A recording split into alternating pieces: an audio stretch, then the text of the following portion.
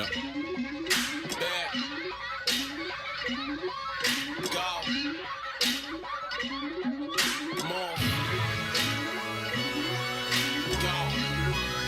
What? Thirsty. Guys. Where the fuck your niggas from? Empire of niggerdom. Fruitful lanes are sick of them. No ammo in your little gun. Torture turns to little fun. Little fun turns into torture. Should have listened to your mum. All the things that she taught ya. You will, but you won't. But you will or won't ya?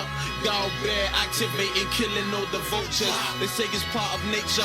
This is part of our culture. See it as a religion. It's the church and the pigeon. Mums are skirt in the kitchen. What just happened? Well, listen. Motherfucker division. YBA and I'm driven. I wish I could tell you how little fucks that could be given.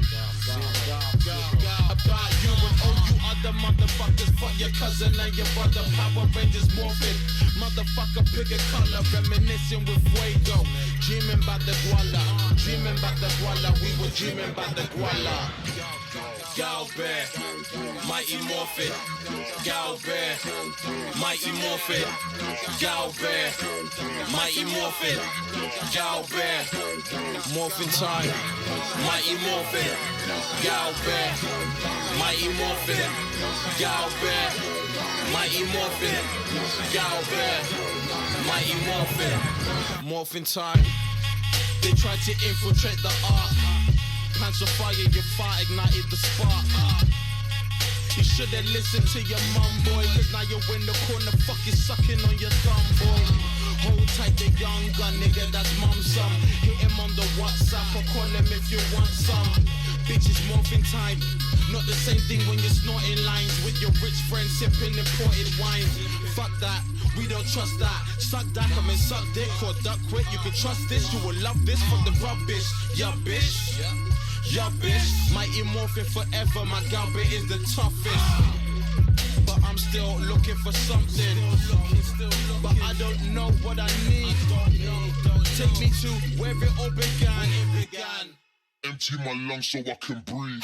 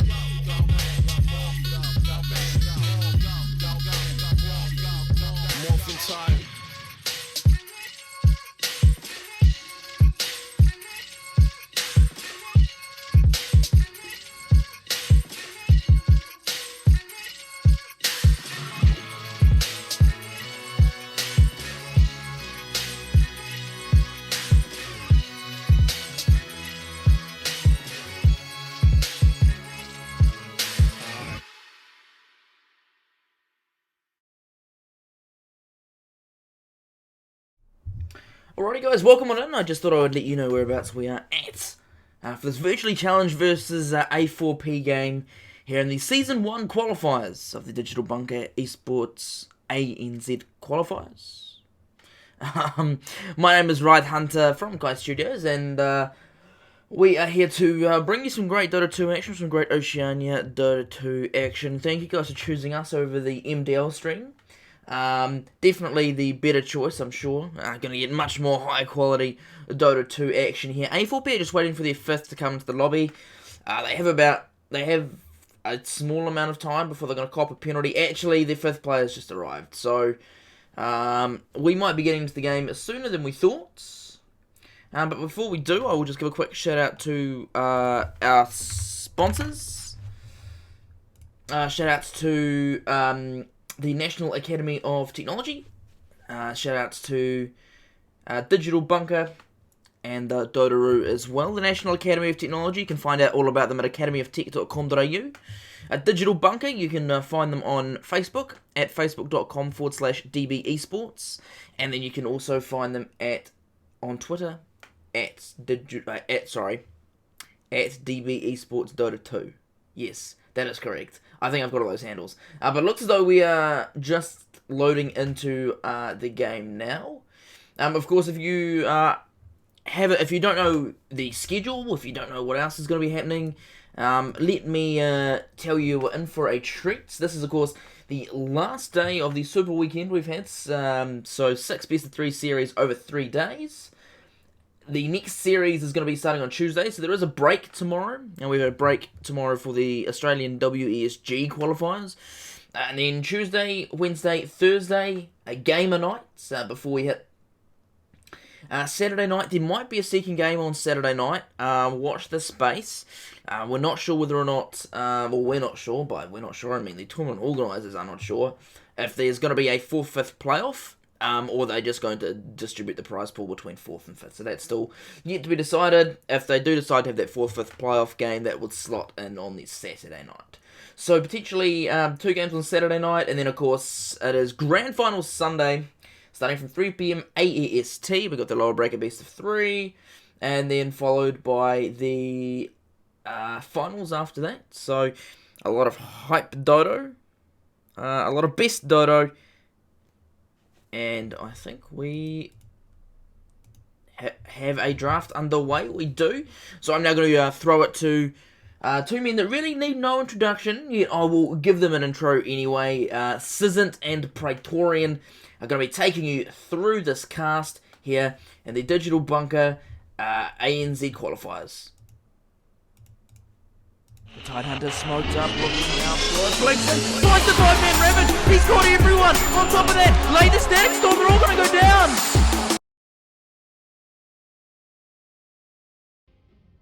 Alrighty then, hey guys, what's up? It's Sizzant here, once again being joined by Praetorian as we enter our second BO3 of the night, this one between A4P and Virtually Challenged, both of us caught earlier, I believe it was Friday night. Yeah, it was very much a shutout 2-0 going the way of A4P, and it was some really nice heroes on show for that, and some really spicy drafts. If I recall correctly, it was some IO versus mid, and the IO hasn't been banned by Virtually Challenged. No, indeed, it has not. The Huskar ban, I mean, I'm always going on and on about how great he is. The Shadow Demon, more or less the obligatory first pick, and we're gonna see a Keeper of the Light as the response. It's a bit of an interesting one, and well, the Void as well being picked up here. This is one of the... Okay, these two heroes are extremely good by themselves, but together it's, well, let's just say it's a recipe for disaster in a lot of situations. I'm sure many of those who are listening have experienced it firsthand. I know I have, on both sides of the coin. The Chrono into Blast, and the Chrono letting him fully charge up that Illuminate. Yeah, it's brutal, and the hang on, the Chakra Magic reduced cooldown. Yeah, you get 2 time walks in a row. You can get 2 time dilation, or almost 2 time dilations in a row. So these two certainly do play well together, and that it's always nice. Yeah, definitely. The Tidehunter, though, being the answer out of Virtually Challenged, so our Faceless Void player in A4P going to have his work cut out for him. If he doesn't catch the Shadow Demon, there are going to be defensive disruptions, or possibly even an offensive one on him. If he doesn't catch the Tidehunter, you do have to contend with that Ravage. So not that Virtually Challenged don't have any tools to deal with it, even in their first 2 picks, and I always say this, but an AA ban, what kind of mass heal strats are we going to see here? This feels like an Alchemist coming up for the side of VC. I do know that Andros as well, Spartacus, have played a little bit of it beforehand. There's a little bit of insider knowledge coming out there. Yes. Please don't pay attention to it. But but the Jug ban, bit of an interesting one, I'd say. Jug does have a little bit of synergy there with the Faceless Void, and I guess it's always nice to pick it up. Can run it mid, can run it as a carry, so it's not too bad. But it does open the way for an OD. All right. Woo, lad, and we were talking about AoE damage that combos nicely with the Chronosphere. The old Outhouse Decorator certainly has that in spades, and once you get up the Dragonlance, he's got the range to actually throw the Arcane Orbs across the Chrono, which is, I mean, nowhere to run, nowhere to hide. You take a lot of damage when you wind up in that safety bubble from the Faceless Void. Yeah, it certainly is one of the ways to deal with the Tidehunter. Also, Astral Imprisonment, not too bad of a spell to deal with him as well. Oh, and, yeah, you can't crack and shell your way out of that. No, and Omni Knight, I feel like this is a bit of a deny pick, as Omni Knight and OD is one of those pub strats that you never really want to have run up against you, but when it is, it's horrible. But I think if they do want to go for that kind of strat, they might just go back for an Oracle or something, which is, in my opinion, actually better. But yeah, I know that you and I were talking about the Oracle OD combo the other day, just purifying flames for days. Yeah, but well, it looks like it's going to be the Rubik being picked up here. This is really good. I mean, if you get to steal GA or Repel, I mean, you can steal Repel because. And Luna not being banned out against the team that has the Shadow Demon. So I would say both teams really getting quite a strong draft. I like your point there about the Rubik versus the Omni Knight. Like, he doesn't have a bad spell to steal. Any spell that you steal from him, you're going to be more than happy with. Yeah, pretty much. I mean, you know, the heal is nice, the repel is brilliant. That's one way to get the Omni Knight repel onto your OD. Pretty much. It's one of those things where, you know, you just... As an Omni Knight, you can't just wait around for the Rubik to be dead before throwing out any spells. It's the only thing that you've got left. But Luna here, this is one of VC and most specifically Andross's favourite heroes to pick up. They almost have it as a specialty. They picked up the SD, the Luna wasn't banned, which I feel is a huge mistake. I mean, A4P did go back and ban out the potential pocket pick of the Undying, but they let the Luna through, and that's not so good for them, I feel, as VC definitely are comfortable with this kind of draft. Pretty wise ban on the puck, as Spartacus does certainly enjoy his puck picks, but is this a mid-Nyx assassin for our space-creating mid-player? Yeah, and Outhouse Decorator isn't going to really enjoy that at all. No. It definitely fits with Spartacus's playstyle, where he's used to playing those space creator mids like Puck, which has been banned out. So space creator mid like Nyx, a little bit extra team fight. I guess in terms of having a stun, but a tiny. This is very interesting. That's a hero that exists that normally you don't see outside of being paired with his buddies. So we'll see what A4P have in stock for us with that.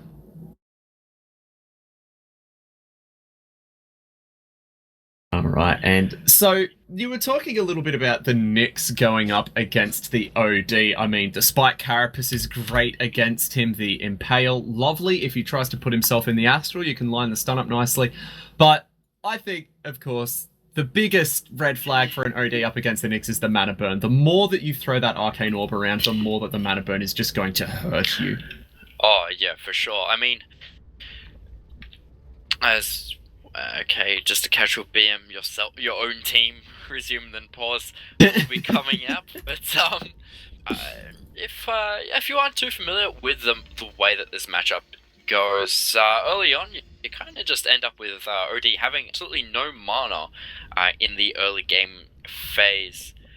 And just because of how strong Mana Burn is, you can rush a Null Tally on the Nyx Assassin. Even though he is an agility core, it's a bit of an interesting one, whereas one of the only heroes where you pick up one of those, I guess, slight combination items that, out of the Bracer, the Wraith Band, or the Null, is one of those heroes where you don't pick up your primary attribute secondary item kind of thing. It's like really back in the weird. days where you would rush a drum on Juggernaut, say, you end up getting a bracer on an agility hero. Instead, in Nyx's case, you go for the int item. Yeah, I mean, I think the other example is potentially a very strong pushing Invoker, where you might rush, the Wraith Band so you can go for a quick Aquila, but Yeah, that's a more contemporary reference. Should have got that. Look, again, it's one of those very few heroes, but as we were saying in the draft, Andros signature Luna, it's becoming quite a big thing, and Lidnar, we've certainly seen him outplay a lot of teams purely off him, just with the Shadow Demon. And, playing from the POS 5, it's pretty strong, but we should also go back to Omni Knight counters the A4P draft. What do they have?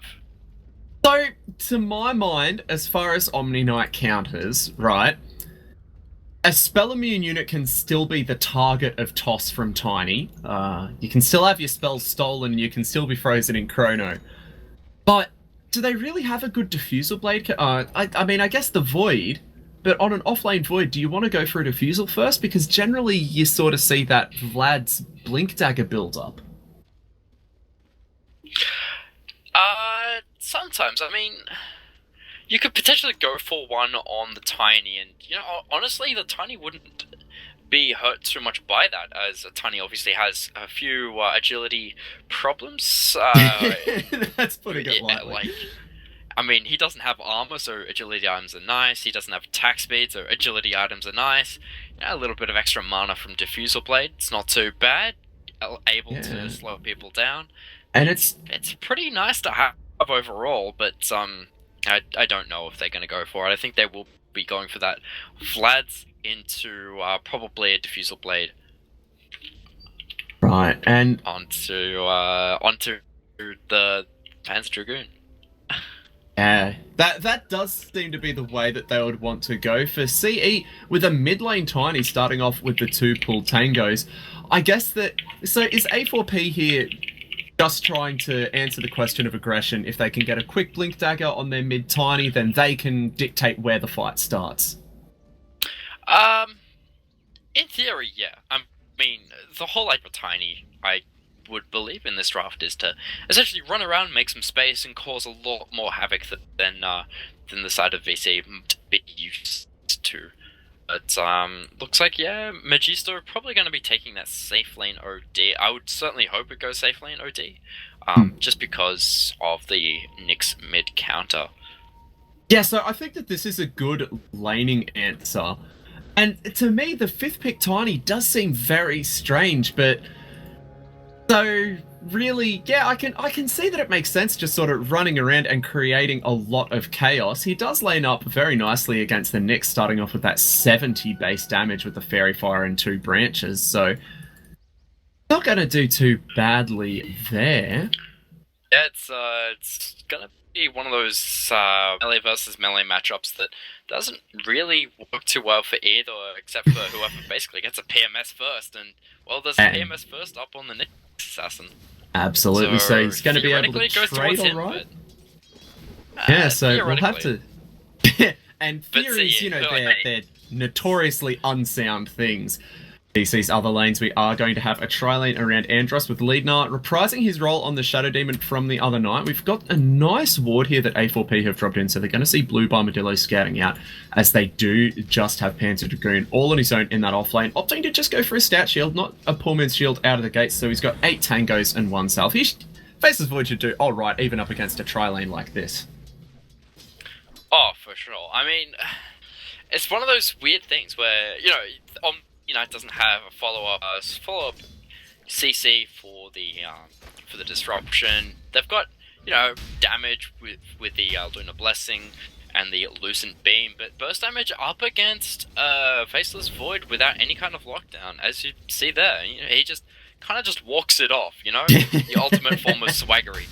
Yeah, absolutely. I feel a bit hurt. I'll just leap over here and I'll be completely fine.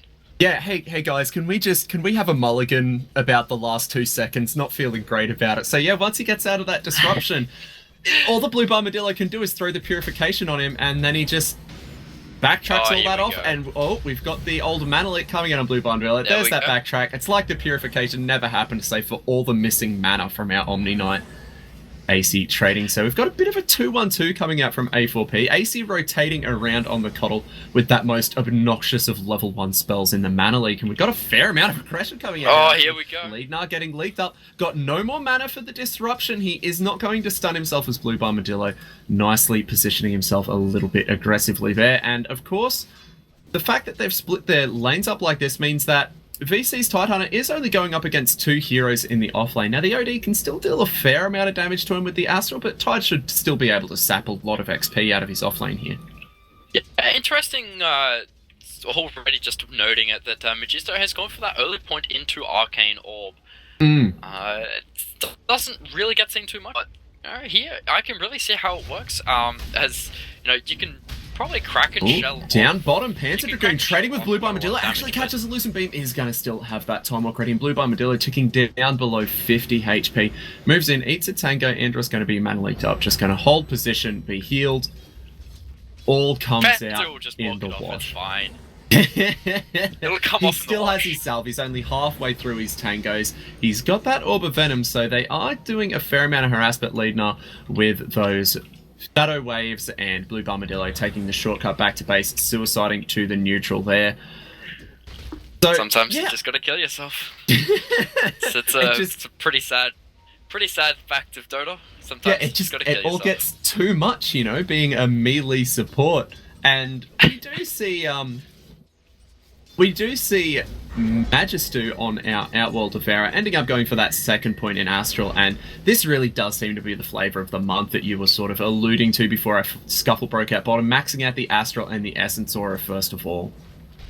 Yeah, and again, you're looking for something that doesn't get broken by Shell, that can kind of act as a kind of disable in the middle of teamfights. If you Astral the Tidehunter in the middle of teamfights, that's 4 seconds where he can't bitch, and it's really handy to have if you Astral him, and then you just fight the rest of his team. Down bottom, we've actually got a disruption coming out on AC's Coddle. Going to pop that Fairy Fire. He is being hit up by the Shadow Poison and the Soul Catcher. It's enough. Andros managing to get the kill. Actually, no, there was no Soul Catcher. That was just a whole lot of purple poison being thrown around by Leadnar, and that juicy Lunar Blessing.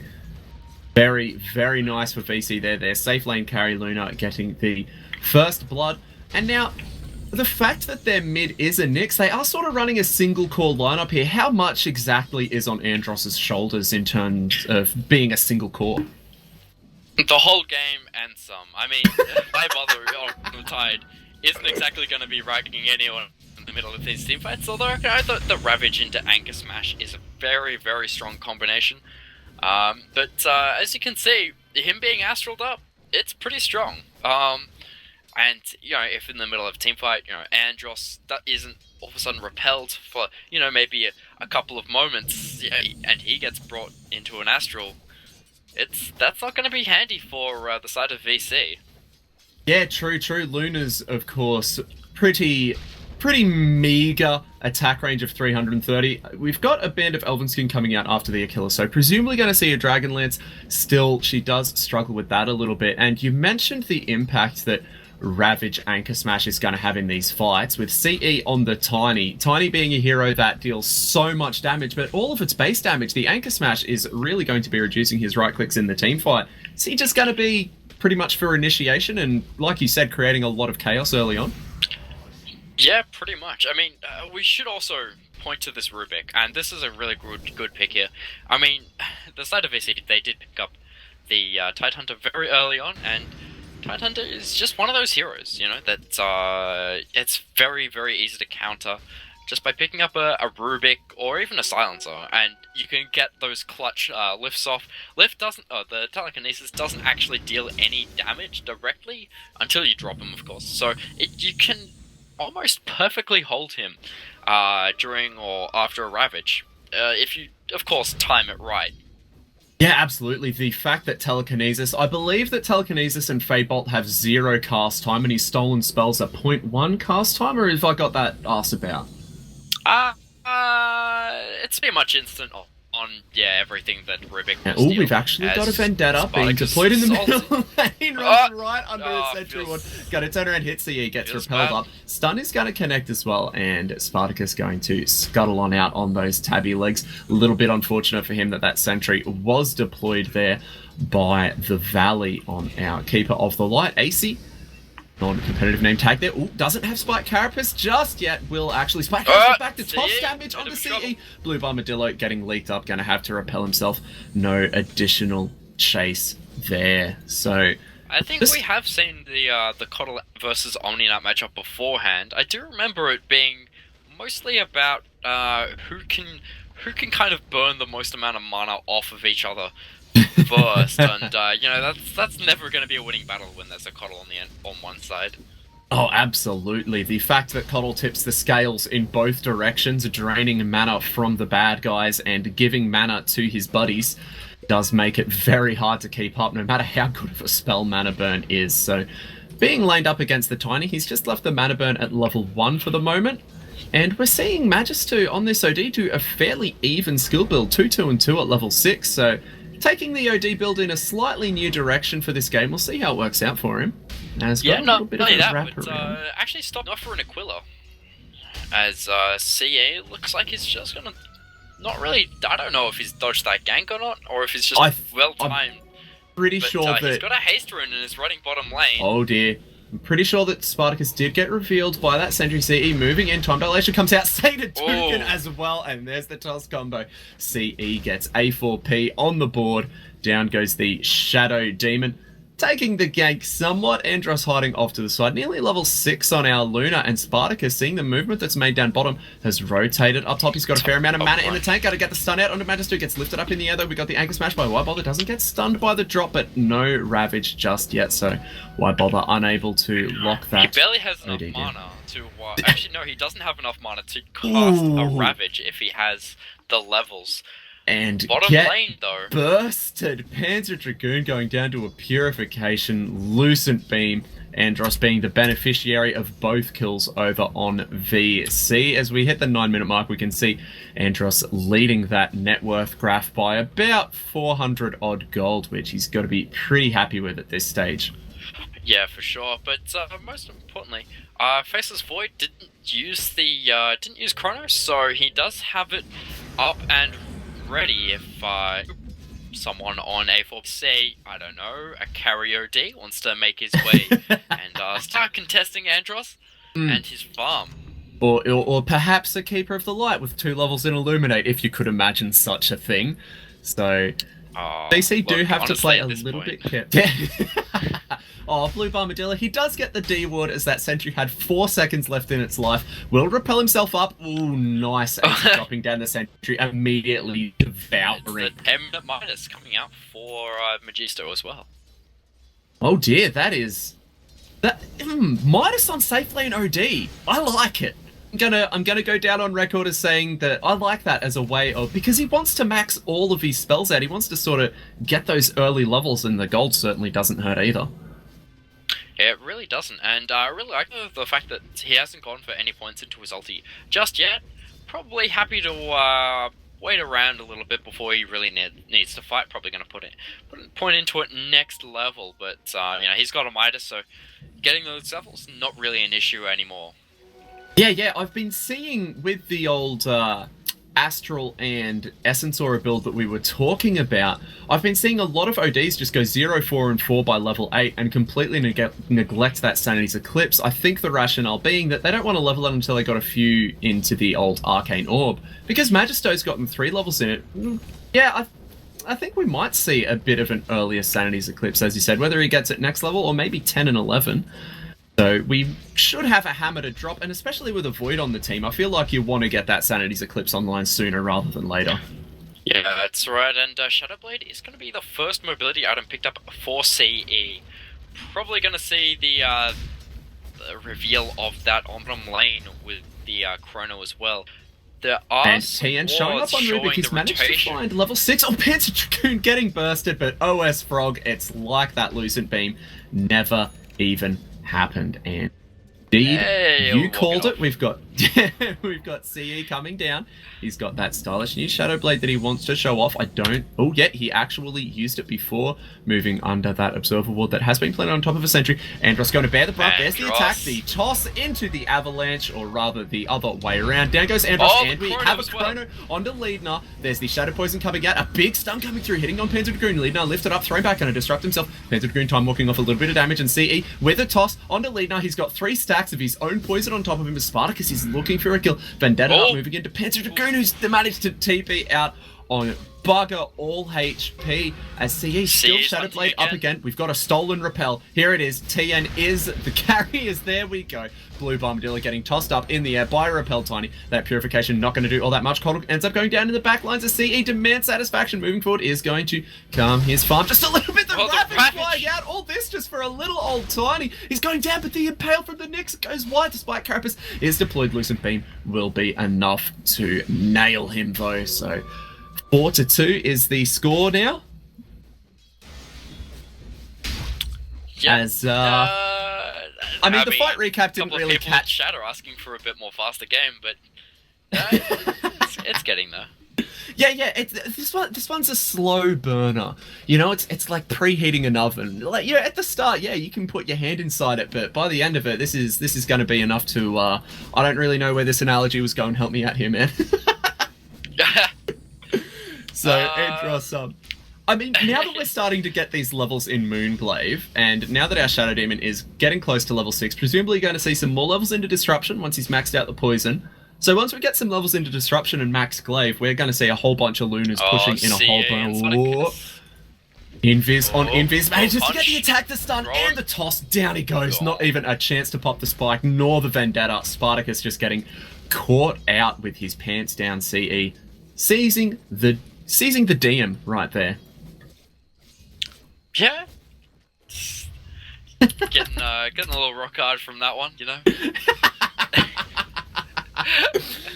Oh, man. Alright, and that's a Dragon Lance I picked up on Andros, and this is really good timing for him, actually. I'm quite surprised to see the Aquila and Shreds, as well as the Dragon Lance and Morbid Mask this early on. I mean, I guess he's just behind just underneath 6k net worth. Of course, the OD with his Midas is going to be flying straight ahead in terms of net worth, but we do have to remember that the Midas is quite a bit of his net worth, and it's not really, fighting net worth. If that makes absolutely. Sense. It's not like it's 2k wasted. The 30 attack speed is still nice for getting those orbs out, but it's not like he has 6.5k worth of fighting items. Although is this Ogre Club going to be a Dragon Lance out from Magister as well? I believe that's fairly standard fare for an OD as well. So item progression really nipping at the heels of Andros. One of the better builds, I'd say, is definitely going for that Hurricane Hike Rush. And, a little bit of mobility here and there is quite nice, especially on a very unmobile hero like OD, who does like to move around a bit. It's also really nice just in the middle of teamfights, as long as, obviously, he doesn't push people outside of Chrono. Yeah, that could lead to some hilarious team chat, which I'd very much like to be privy to, but we'll just have to content ourselves with watching. PG-13, so yeah, we can't show that on stream. CE going to head out of the middle lane as we do get unpaused a little bit DD as well. That's juicy. As that is one of the juiciest runes he could get. There is a Sentry Ward mid, so you probably won't use it. Yep, so the play here, he's hit the creep. He's managed to hit his level 11 before he pops it, so he's now got 200 base damage to double. Gonna pop it. Shadow Blade. Oh dear. Oh, Spartacus, we hardly knew straight underneath. See you moving up. Oh, get the spot cap! Killed him. He comes out with the Vendetta in return. Keeps against there by the telekinesis. There's the Avalanche coming in. A repel as Spartacus moving forward. Looked like he wanted to throw that repel. The Vendetta did get stolen by Tiad, so Rubik now getting a hustle on as he moves around. Oh, be still my beating heart. That spike carapace as Tiny almost punched himself to death. Reflected damage is pretty strong. I mean, if he wants to go for a new meta blade mail or something, that's 200% return damage, I believe. Oh man, that would be almost too juicy. And trying to scout out the bottom lane. Punching yourself in the face, hitting yourself in the balls. Feels bad.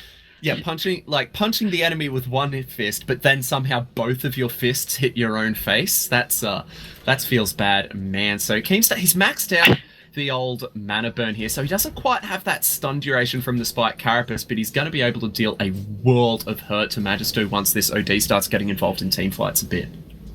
Yeah, that's right. I always feel like he should be rotating top lane just to start contesting the OD for farm and kind of just, dealing with him.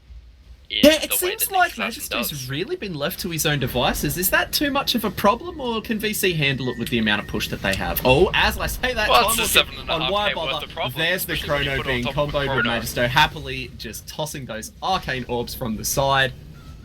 It's as easy as that.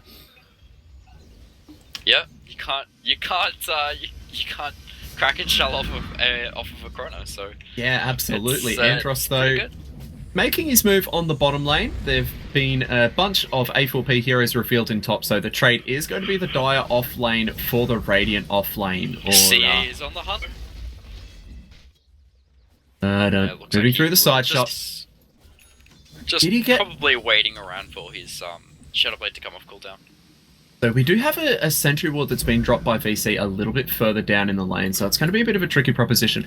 And I feel like, as a caster, if we can have some real talk for the moment, this is one of my failings. I don't praise supports enough, but I just want to take a moment. Team VC's warding, wow.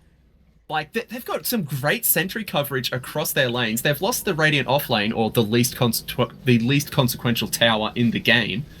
And they're really protecting their mid and their safe lane quite nicely with these wards, I think. Yeah, for sure. I mean, the ward positioning coming out from them, especially with especially so with the Stolen Vendetta, but with the Shadow Blade pickup from CE, it's worked really well, and it looks like they're really trying hard to counter out the wards that are coming out from A4P.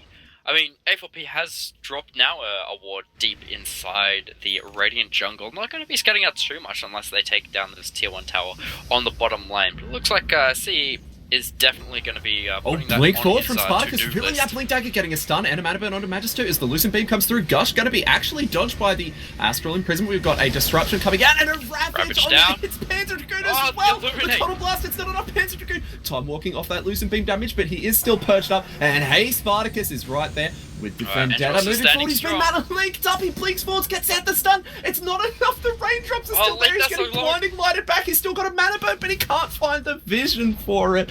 How does only the OD fall there?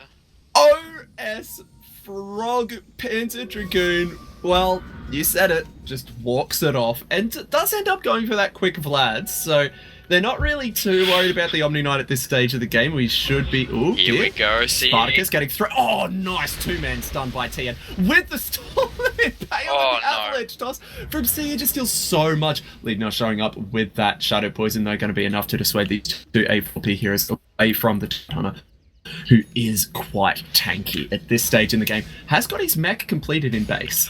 Yeah, but a mechanics won't help him if he gets hit by the Shadow of CE, but it looks like CE trying to find narrowly Andros. avoiding Andros. Yeah. And it looks like CE is actually going to be going in for that the Echo Saber build on the Tiny. Bit of an interesting one. I've seen quite a few players go for it in the competitive meta, so to speak, in MDL and such. Yeah. So rather than rushing, say, like an Assault Cuirass for like sustained damage or like the Ags AC sort of tower sieging build, he's just with the Shadowblade Echo Saber. It's just all about bursting down heroes, right? Yeah, basically. I mean, there are two very supports. I guess you could call Nick at this moment very squishy. Andros. He doesn't really have... Oh, he's got, like, one strength item, but he's sitting at 1.4k health. Not exactly the healthiest thing in the world up against the combination, plus the double hit. Oh, absolutely not. I think that as we've got a little bit of a scuffle in mid, Spartacus going to manage to get the stun onto Panzer Dragoon as just a little bit of casual dewarding and using that Astral to push out the lane. So A4P going to be joined by TN on the Rubik, who does still have that Stolen Impale, which is just a lovely little utility spell for the Rubik to steal. A lot of fun toys for him to play with this game. Yeah. I guess that's one way of putting it, as Magisto tries to force stuff himself into the medium camp, but will only get halfway there. So Haystorian on the bottom rune spot. CE can maybe go find it, but he is also smoked up, looking for a kill, wanting to show off that new Echo Saber. There's almost a 5-man standoff in mid lane, despite that being look a at this tier 1 sentry mid ward for Dire. Moves in from the side. Andros, no, we hardly knew ye. CE grabs his Andros. opportunity. There's the attack. There's the toss. Quick The run away. avalanche. Andros turning. Got to get the Lucent Beam out. There's the stun and the Eclipse just for good measure. Yeah. Wailing away. Andros going to get that one easy Hashtag worth. as. Oh, for sure. That's, I mean, you know, it's a big cooldown, but that's the Tiny. They don't need to worry about these invis ganks now, so VC going to feel, I would say, a lot safer to actually start pushing out and hitting some towers, and Spartacus getting into the spirit of the thing. He is Vendetta, unfortunately is under a sentry ward, so A4P gonna know what's up. Panther Dragoon getting spied by Andros in the top lane, gets Lucent Beam, gonna just time walk into the trees and start the TP out. Nothing that they can really do about it then. Yeah, and that's going to be Manta Style up onto Andros, farming an absolute storm up. He's actually overtaken the Midas OD in terms of net worth. Lord. And honestly, this is just what happens when you let a Luna farm. You know, a couple of rotations to the jungle, and then all of a sudden, there's a lot more net worth on the Luna than you expected. Yeah, like once those Moonglaves start getting some levels put in him, she hits a whole lot of creeps at once. AC though, with the D push with that Illuminate, of course, not hurting the repelled Luna, will pretty much wipe the creep wave out though. So we've got a Spirit Form has been popped. He hasn't recalled anyone yet. He's sitting on that blinding light, just going to spam out the old Illuminates. Oh, actually, that one clips Andros and none of the creeps. There's the blinding light, just to shove him back by a little bit more time. But we do have the disruption on the Luna, and oh boy, I am ready for this. Just force them outside of the Illuminate, just in case. Yeah, just And casually. just some classic SD Luna gaming here. Yeah, it is going to be a bit of a trade though, as CE taking that middle tower with his buddy the OD. Andros being repelled up, farming the creep wave as he pushes the tower, and they need to fall back pretty much now as the Chrono coming out. It's actually going to hit on 2. Spartacus getting choked down with those Archangels. Nice mech. As the Ravage comes out, it's only clipping on Magister. It's stolen by TN. Are you really waiting for the Astral? And throws it out. Nice. The repel is going to prevent the hammer. Whoa. It's a double kill for Magister. 3 are down on the side of EC, and the remaining 2, they've been Guardian Angel up. We've got a TP out from Bombadil. Toss back, and a toss into the Astral. I didn't see him land it. I was wondering what? Why bother land so near AC? He's completely bereft of that. It gets Hurricane Piked away. That Hurricane Pike actually pushes him out of the old Avalanche from our Tiny, but oh dear, that's the gem as well. No, I didn't even need the fact that they'd picked it up, but... Okay, so not only... I mean, I think the early gem was a good idea from Leadnar. So not only is it a lost fight, not only is it a lost fight where you hand over a gem, but you hand over the gem to the Keeper of the Light, who is currently 675 gold away from having an Aghanim Scepter. Is there a worse case? Certainly one way to de-ward yourself. I mean, you want to make the game harder, right? Yeah, I like the gem pickup from the SD, and especially on the SD, you know, can use his illusions to go out and do a little bit of de-warding. Unfortunately, that fight for VC just going absolutely disastrously. The Chrono hitting on 2, and the Ravage stolen by TN, showing off that Rubik counter pick there. Lovely. Yeah, and Magisto, he went in for a Blink Dagger, probably going in for a Hex now. So strong, so smart. And yeah, the old Blink Hex. Wow, look, you know, OD is all about getting smarter, right? Absolutely. He gets smarter while the other kids get dumber. We do have a 5-man smoke though from VC coming around as A4P rotate into the pit. They did have this ward up VC. They're moving along. Coddle up on the high ground. Might end up getting some D ward done. Coddle revealing himself, as does Tian. Blinking for Spartacus manages to get the stun out. Tian gets launched up in the air by the Impale. Down he goes. Andros manages to get the Eclipse out. We've got a nice Shadow Blade there from C as the Hurricane Park goes out on Bombadil. Going to repel himself up. Spartacus moving forward, and it's another 2-man grounded by Panzer Dragoon, and a nice defensive disruption from Leadnar, throwing that Shadow Poison out. The Spike Carapace from Nyx will be pretty much ignored by the Astral. Panzer Dragoon moving away. Andros did get hit by that blinding light though, so a lot of mischance. Why bother wheeling himself forwards? We don't have a Ravage to work with for another 20 seconds, but it's enough to force A4P back. Big scuffle of a fight. OD got down low. A lot of ultimate abilities exchanged, but ultimately, only Rubik to fall. Yeah, Rubik to fall. They've got the hammer to drop in 15 Oh, seconds. see, he moves under the Armadillo. Echo Saber. It nearly brings Blue Armadillo down. The toss back was actually on Magister, who blinked in. So, Ravage comes out. Clips to Ravage. right on the very edge, and Andros getting those glaives out. Nice 3-man avalanche, but Andros being healed up. The Lucent Beam comes out, and the second glaive will get him a double kill. Spartacus, as keen as ever, blinking forwards. And with the OD and the Tiny down, VC feeling very confident about taking this rush. Yeah, and they've got GA back up again, so taking a fight without the good old GA, bit of an interesting one. And, that was a bit of an awkward engagement, as I think A4P didn't quite have Sanity's Eclipse ready, but yeah, like you said, VC went into that one without the Guardian Angel, and AC and Lina are very low here, though. just doing coddle things. Oh, is this Illuminate gonna... Actually, Clips Lightning on the way out. AC gonna throw out the Mana Leak, but the old Manta style from Andros gonna avoid, or rather dispel that one quite nicely, as AC decides to head on back, having gotten a kill and survived himself, still holding onto that much prized gem. And is this the full Ags? Indeed it is, full Ags and a bunch of obs for him. Yep, and well deserved, I must say. I mean, Absolutely. getting that clutch kill on the Shadow Demon, probably was questioning why the Shadow Demon was still there. But speaking of key items, they've got the Blink Dagger sitting in the stash of Why Bother. Probably going to hold it there until Ravage is off cooldown.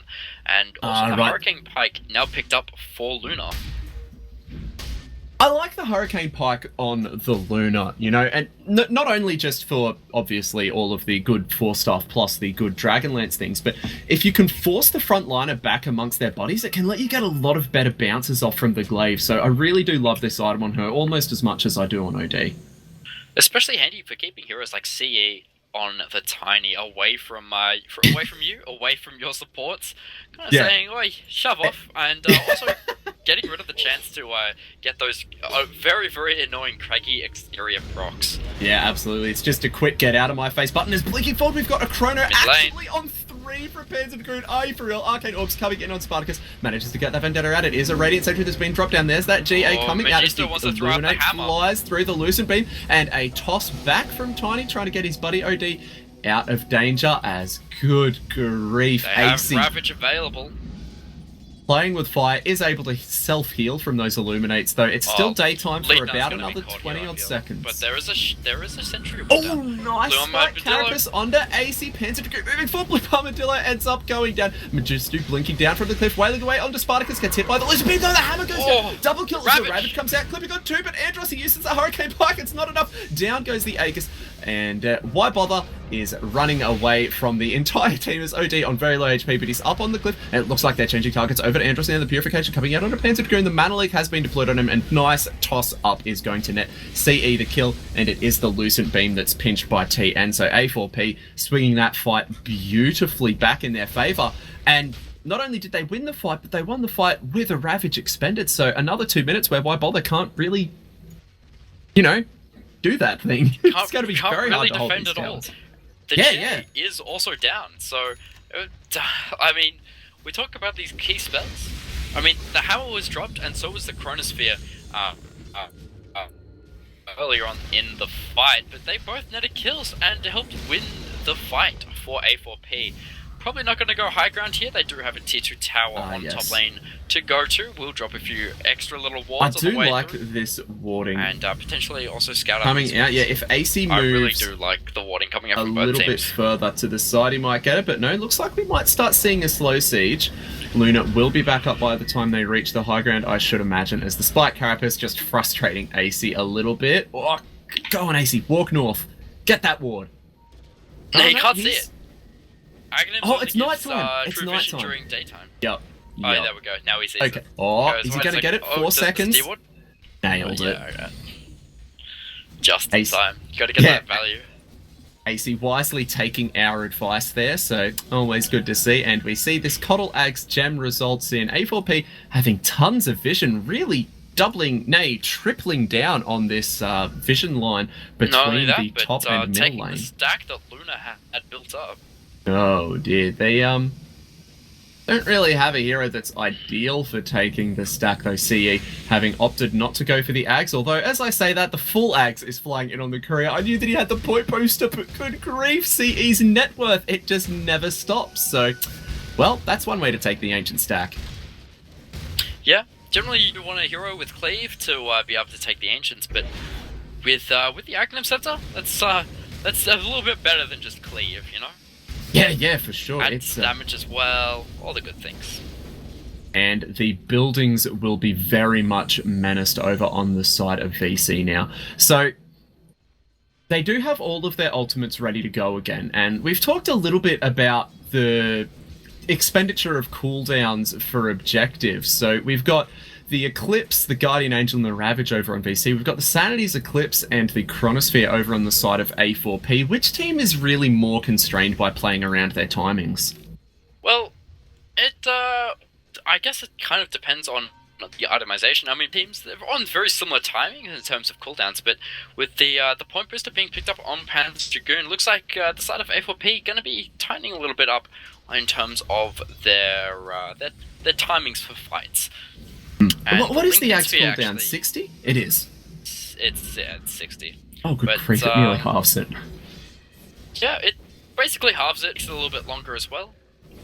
And, actually, no, that's how the old one worked. Yeah.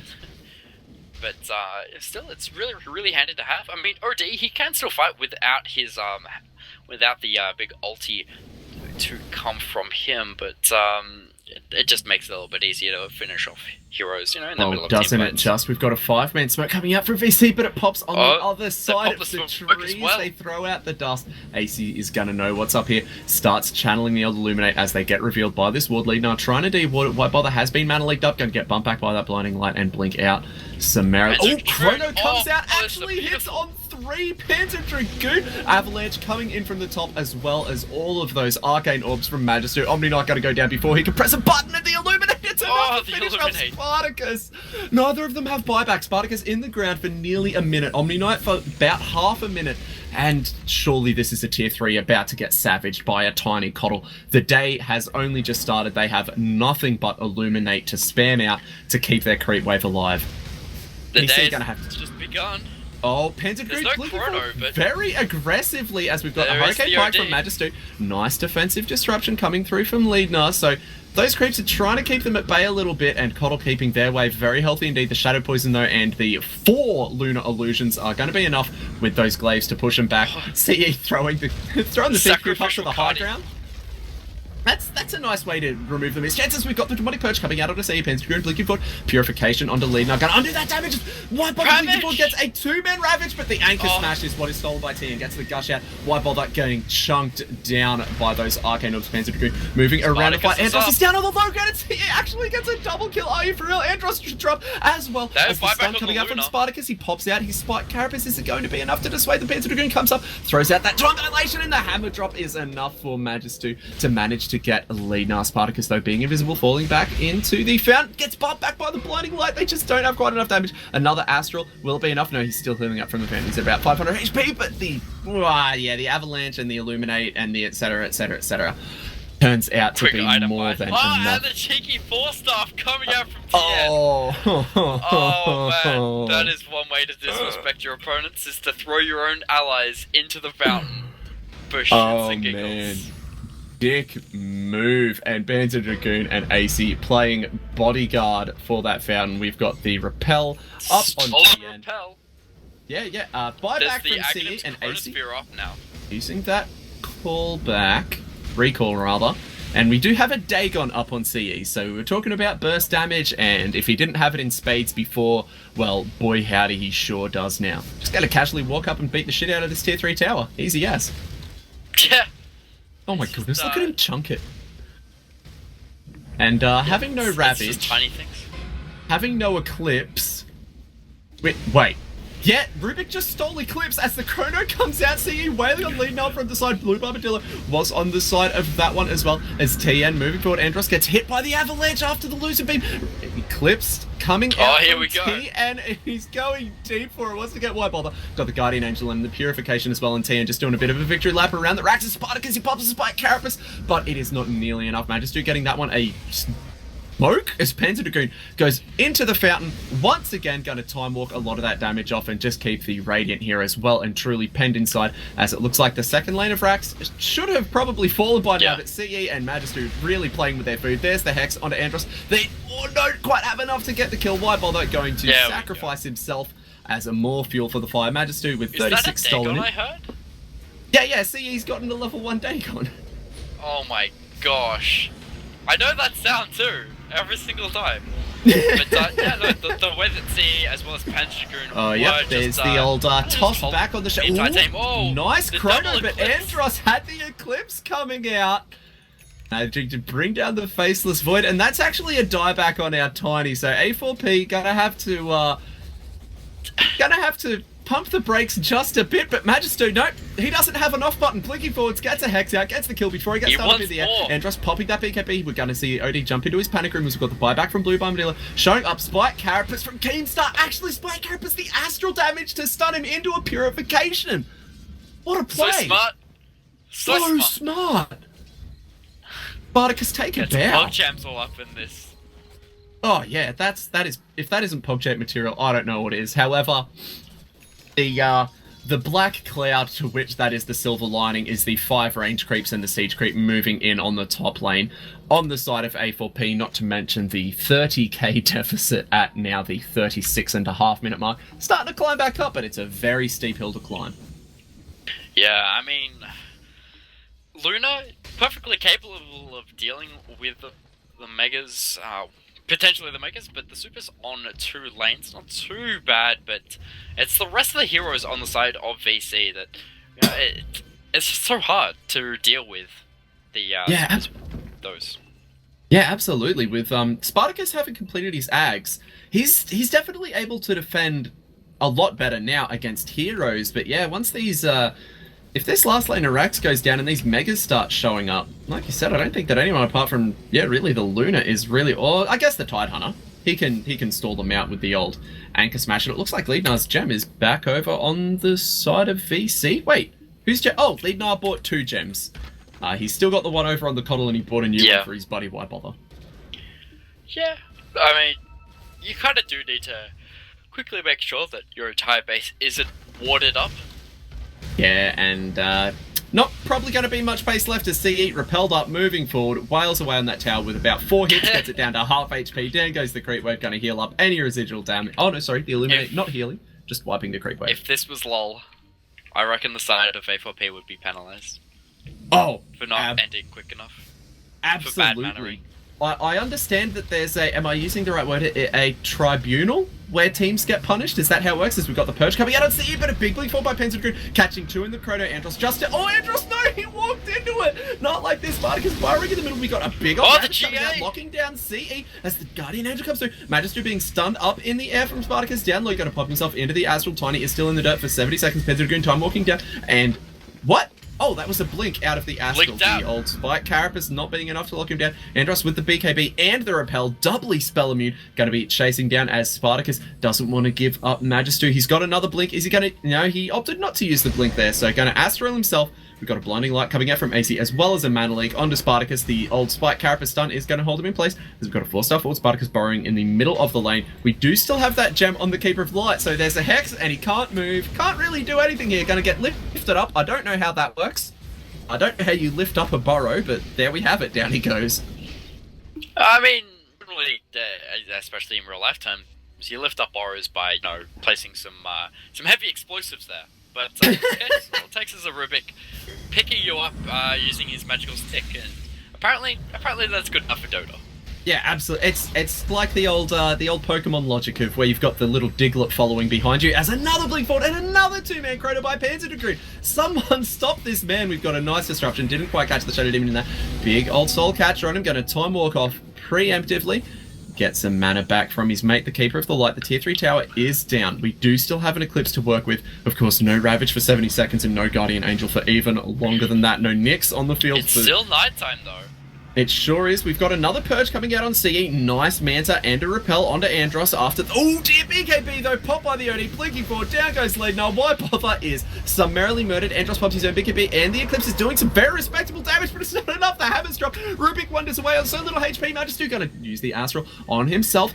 Buyback from Why Bother as, yep, the old blink out, and Spartacus actually getting the kill. I don't know if that was the mana burn or the spike. Gonna blink forward, burrow himself down as we got a Ghost Scepter run away from AC. They have lost their OD. They haven't taken any of the remaining buildings, so we'll call it a hold. It cost them the buyback of Why Bother, but not a second Ravage.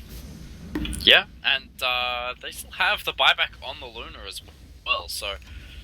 If they do manage to start losing these fights somehow, they still have the Luna twice over, just in case. Absolutely, and we've got the Aether Lens just now being picked up on Spartacus, so the distance from which he's able to impale is roughly the whole map there. Down goes the melee racks, though, still not quite enough. Dust being popped by Leadner. Tan moving forward, oh, look at that impale come through. The old, Lucent Beam from our Luna. Some Shadow Poison to boot as CE. He pokes and he prods with that Shadow Blade, trying to find a sign of weakness. Spartacus getting that. Look at that mana burn. Nice sidestep. He will end up in a disruption there, and a big old Proto. Spartacus gets bumped back by the Blinding Light again. Not sure how that works. Ravage comes out, connects on a T, and down he goes thanks to that purification. The Guardian Angel and CE having to pop his Shadow Blade to retreat. Only one to fall thus far. Nice. Blink out, and I didn't notice the range racks falling there. That sure is Megas. Pension getting tossed back. Dick move. CE fans of the green got to use the old time dilation. Time walk out. It's fine. He's got Blink Dagger as well. It was strategic. It was to slow him down. Exactly. As Andros finding himself a little bit far out of his base, gonna get stunned up. There's the Dagon to finish it off. Mana burn not enough to kill CE as Spartacus wanders through and catches a tree with his teeth. Buyback from Andros. Speaking candidly, I mean, yeah, they've got the buyback on the Luna. Yeah, they can hold Megas for a bit. Yeah, she does have a butterfly, so dealing a fair amount of damage, but I cannot see VC managing to push a lane out here.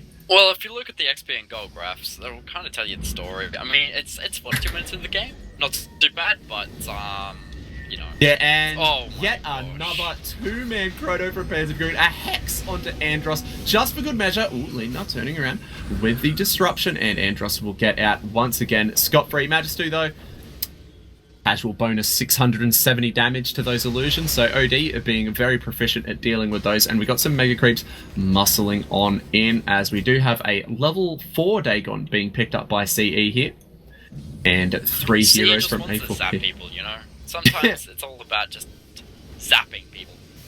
Yeah, he's like, guys, I didn't buy the Lord like that.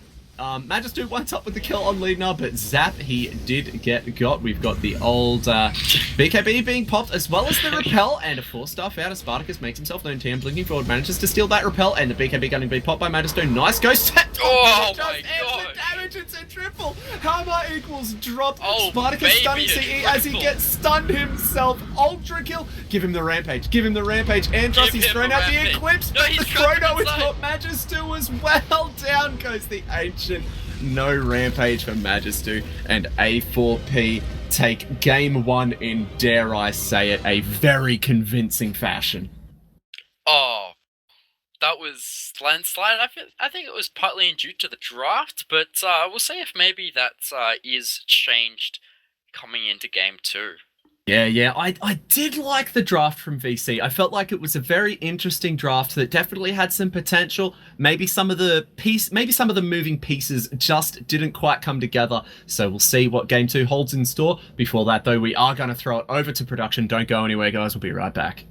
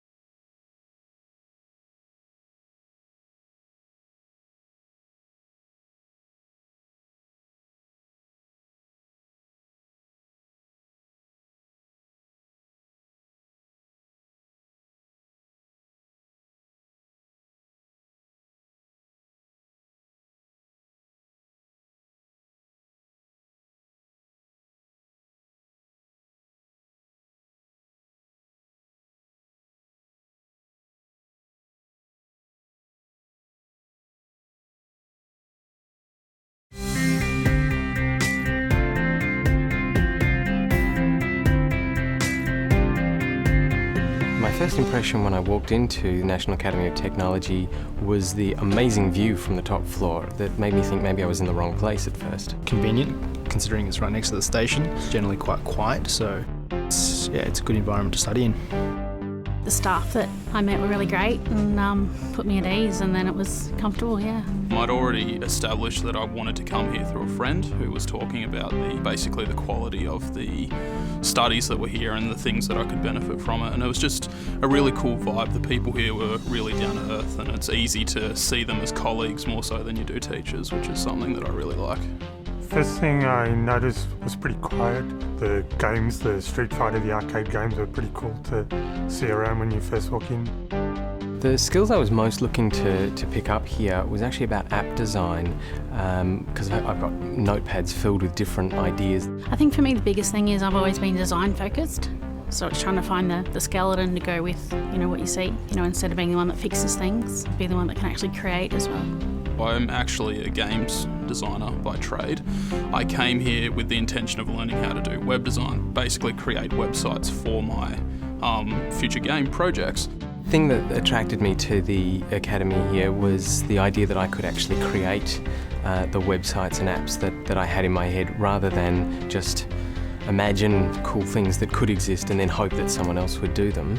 That here they said, no, you can actually become that person, and in a relatively short time. I think everything about the course really applies to the things that you deal with in real life. I mean, everyone uses mobile phone apps and websites and things like that. Everything that you learn ends up being something that's applicable to everyday life, which is awesome.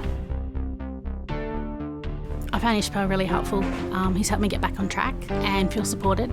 No question's a silly question. There are more the ones that you don't ask. Yeah, if I email it, I always get a response within 2-3 minutes.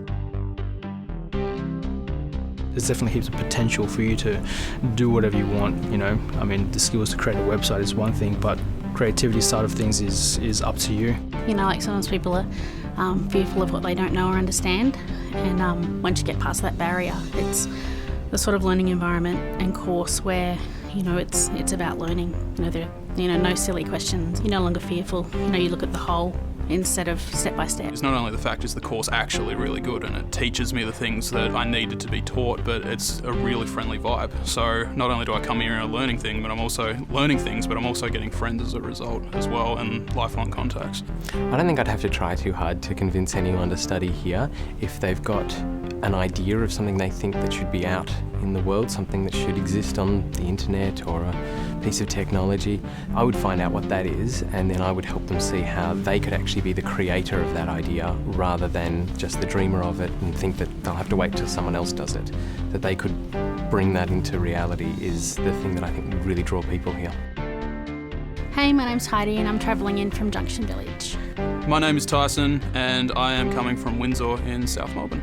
Hi, my name's Ray. I'm from Noble Park, Melbourne. Hey, my name's Dirk and I'm from St Kilda. Hi, I'm Dave and I'm from Heidelberg Heights. Thank you very much.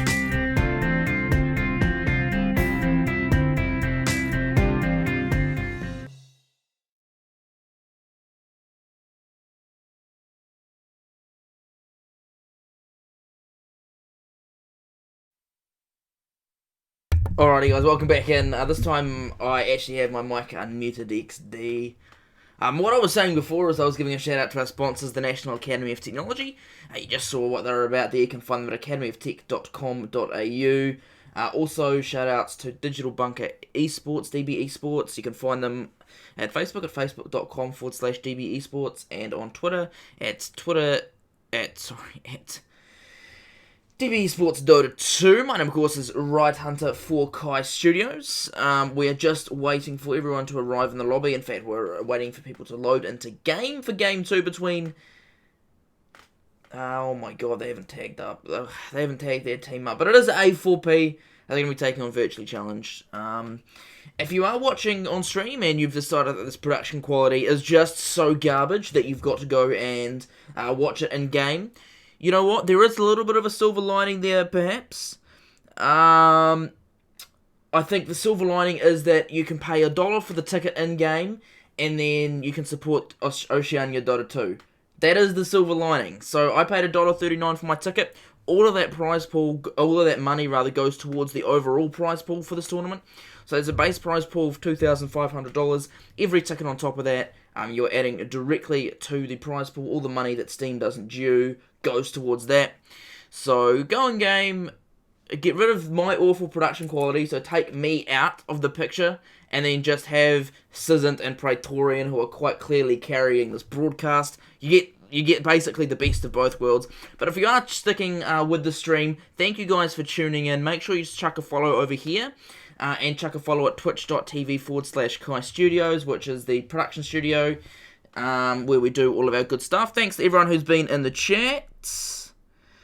Again, everyone who's been yarning. Willard was here earlier.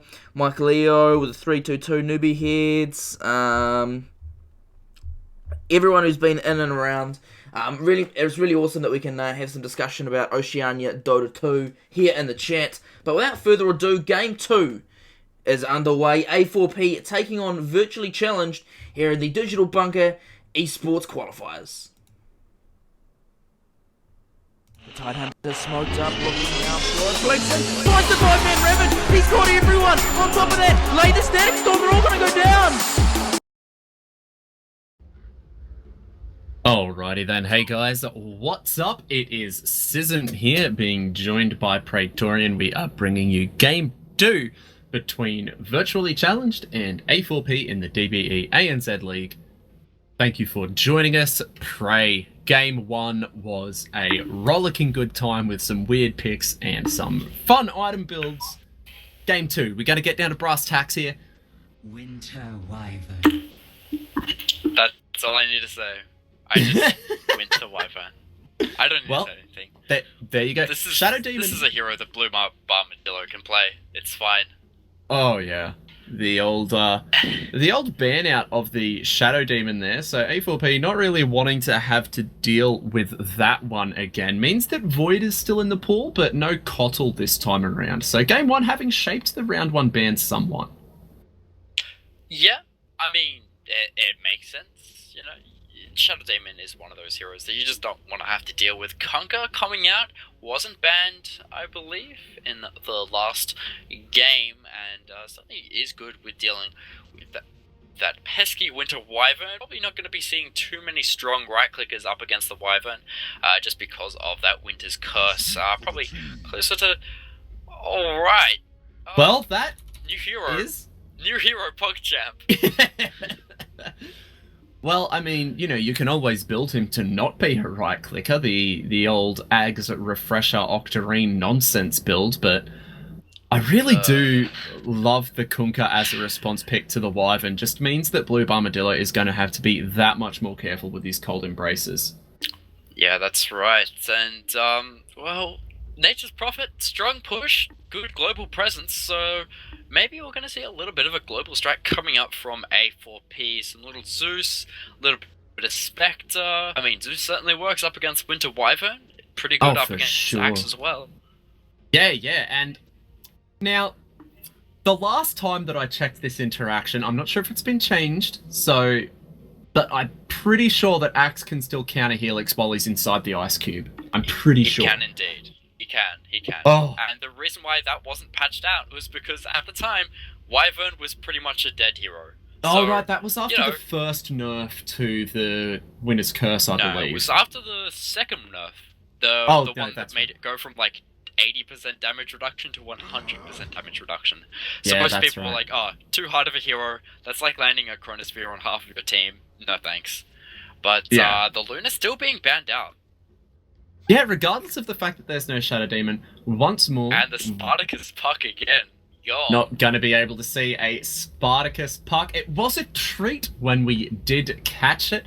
I think the VODs are still up on Twitch, so I mean, anyone who wants just a absolute showcase on Puck, Spartacus can play. Spartacus is definitely a player on that hero. Quick reminder to those folks playing at home, the winner of this series, that is A4P versus Virtually Challenged, will be facing up against Endermine to see who goes further into the league into the finals bracket. So quite a lot on the line here, especially for the side of VC, who are 1 down in the series. IO being picked up, well, it's certainly their global game. Yep, And, this just is... became a lot more unleashed. I'm being reminded of Alliance, Bible Thump. So, Just need some more CK. I'm just sad that we never got to see old Alliance once Pit Lord was, in CM. I'm sad that we'll never get to see that. So there's my contribution to the IO pick coming out.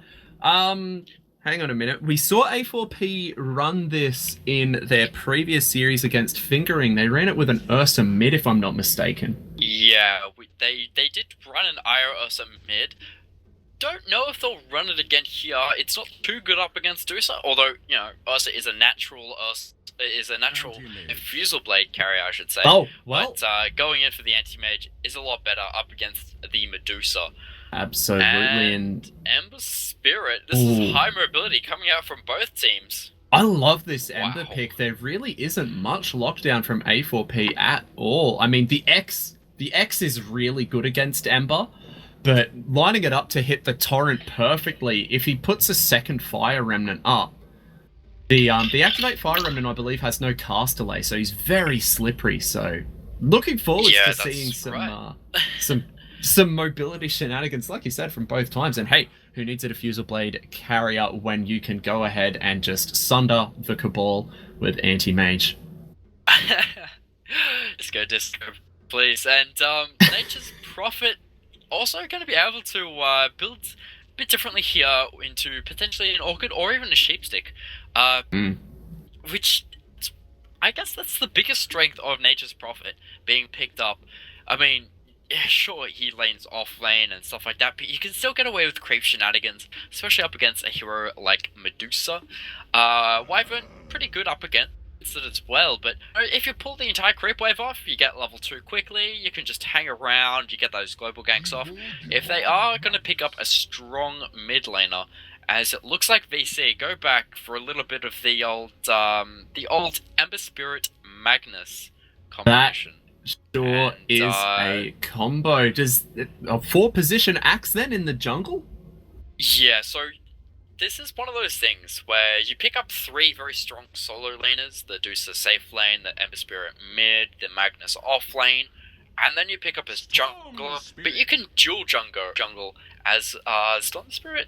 I'm not too sure about this here, but I guess there isn't too much lockdown. It keeps with the theme. It keeps with the theme of mobility, and he does have that vortex. So yeah, the dual jungle. Wyvern can just put axe in the cold embrace right next to the neutral camps. That's brilliant. Hope that we see it. We will see what A4P and Virtually Challenged have for us as we head into the game. And so we'll be heading straight into the game. Looks like it is going to be a Medusa, however, with a safe lane Ember Spirit. Should be heavily contested in terms of that safe lane Ember, I believe. Yeah, they see. Yeah, he's picking up his own tangos. Definitely the hallmark of playing the safe lane, I should say. And Blue Armadillo is starting off with an Iron Talon. I'm very interested to see the way that VC lane this up, and we've got again that very early movement out AC TPing down just to get some vision in the enemy safe lane. Oh, was that a block? It was indeed blocking out one camp. Always nice to see. Bit risky, but I don't think that you can get. It's a bit cheeky. It is a bit cheeky. Oh, he's got kicked out because he placed it wrong. Oh no, tried to block out 2 camps, failed on that count. I don't think that you can deward the whole Radiant pool camp with 1 sentry like you can the Dire, so... I mean, there's always the chance that they miss it with the first sentry. Well, generally, in terms of, like, when you see it get blocked out, you do place it on the right-hand side, because it also covers a lot of this area, as, the first of the treants are going to be taken care of. By the Winter Wyvern actually getting that CS, so a little bit of extra farm. Yeah, it never goes amiss on the supports. Leadner unlikely to be finding many CS in lane, so doesn't hurt to give him the Treant to start off. Magistu, he wants to try and Are you serious? That was pretty ballsy. Manages to get the blink up onto the high ground. Gonna have to sit there and think about what he's done for the next 4 seconds or so. Where's your MMR now? Where is your MMR now? Off lane anti-mage IO? Okay, no. This works. This works because there's an IO there. It's the only reason why it works. So IO is just a lane enabler. Nah, it's also going to be a Conquer coming down. Onto the bottom lane. Okay, this only works because there's a jungler in the Magnus, and Ember Spirit, not exactly the strongest laner, and Wyvern, strong but very cooldown reliant for that Arctic burn. Meanwhile, you've got dual melee, but you know you're only one stun, and you only have to contest Andros for that farm to really nerf him coming into that mid game. Right. I mean, yeah, with the Andros, it's actually going to swap lanes here with the Axe. Why bother coming down to the bottom lane?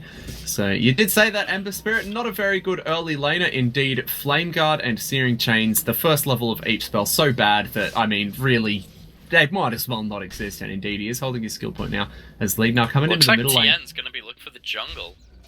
Indeed he is. Oh, nice ward there. And I kind of like this. Running the Magnus in the jungle and getting Empower first, he's keeping Empower on Medusa in the middle lane. So letting her CS a little bit more freely. And we can see it 6-1. I mean, yeah, CE is 9-1, but Medusa lacking... What's that? Oh, I guess the damage really isn't that far apart. So, you know, every little bit helps with that Empower. Tien is facing up against Blue Bombadillo. Ooh. Yeah. Tien turns to mid satisfaction, skewering him out of that tether. Blue Bombadillo getting slowed up momentarily. Nice sidestep. Tien just going to give him another little slap with that sword. We see the TP being pump cancelled by NP as Axe ends up going down to a neutral elsewhere. Not 100% sure about that. Nice tether. Panzer Dragon showing himself, and AC going to manage to get the kill. The Mystic Snake not enough to stop the Spartacus trying to chase. He's popped that mana shield. AC some nice body blocking, and we've got the Treants. Isn't this just a wonder to behold? AC looks like he will be able to get away scot-free. As no, the Mystic Snake flying out. Was that a fairy fire that I saw consumed by our little ball of light? Buying himself up a very quick bottle indeed. What's... Oh, he's had CE's bottle put on him. Oh, absolutely lovely. So, going to be hard to tell at a glance when he is invisible. Yeah. Yeah, just in case the ball of literal nothing but particle effects was hard to see before. Now, he's going to give the Invis rune over to our Storm Spirit. Yep. And here's now the double wave that comes in. And CE will take a little bit of damage there, but he should be completely fine. Why bother though? Manning up quite a bit. And now this lane, the Axe versus anti-mage lane, goes quite heavily in terms of towards the Axe, just because you do have that pure damage in the counter helix. Looks like he was going for an Ion Talon though.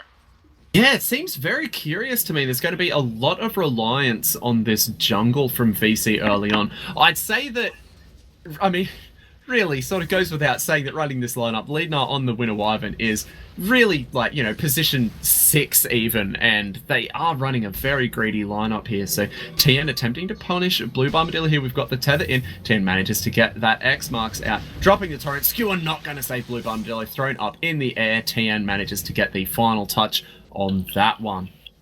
Not even your jungle is safe. Tien doing a magnificent job here. AC rocking up, giving CE a little bit of a heal, but up in top. Whoa. Dancer Dragoon getting down quite low. I like the movements coming out from lead. Oh, isn't that just nice?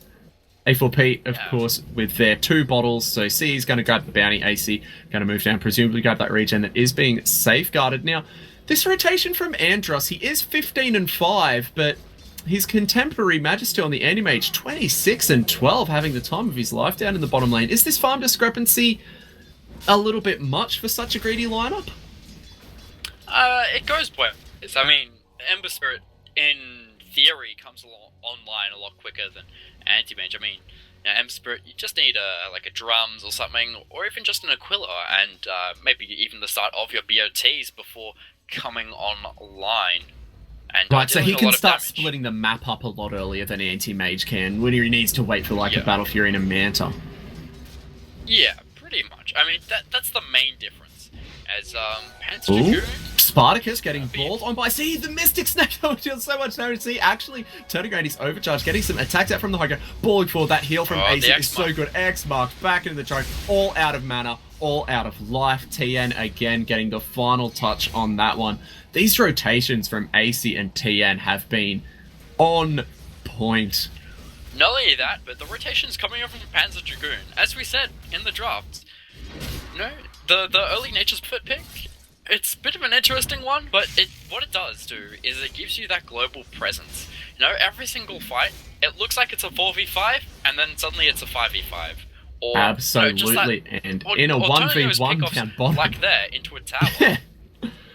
Magistu finding a pick-off down bottom. A little bit of T2s there on my part because I was watching the four heroes push in on mid. Didn't realise just how low a mana that Axe was on, and wheeling out that level 1 mana void to net himself a kill. So, dare I say it, everything going right for A4P. I mean, yeah, neither AC nor TN have a single CS to their name. TN sitting very pretty on 2 kills and AC with 1 though.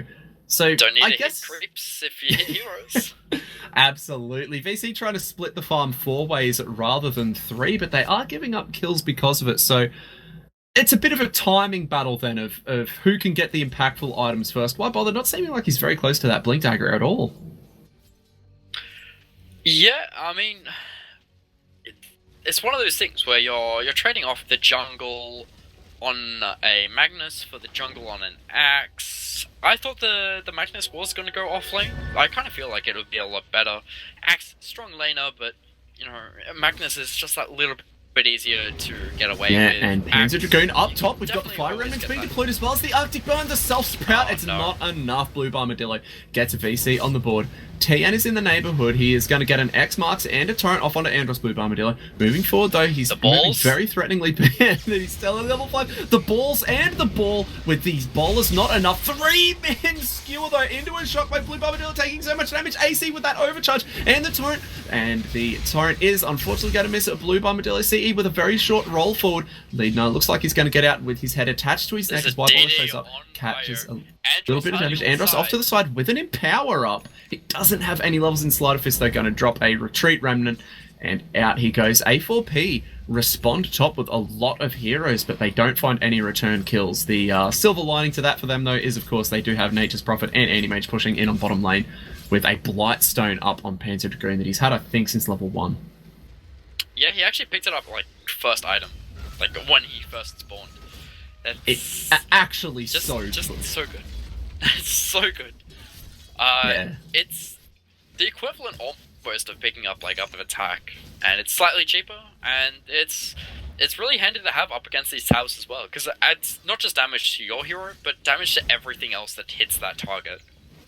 And that's really what we're talking about here. And being, of course, such a summon-heavy hero, he's gone and put 3 points into the Nature's Call, as well as all the waves that they're moving in. He is really applying a lot of pressure around the map, is Panzer Dragoon. They've already gotten 2 of the tier 1s of VC. And looks like he's TPing top VC lane. a little bit...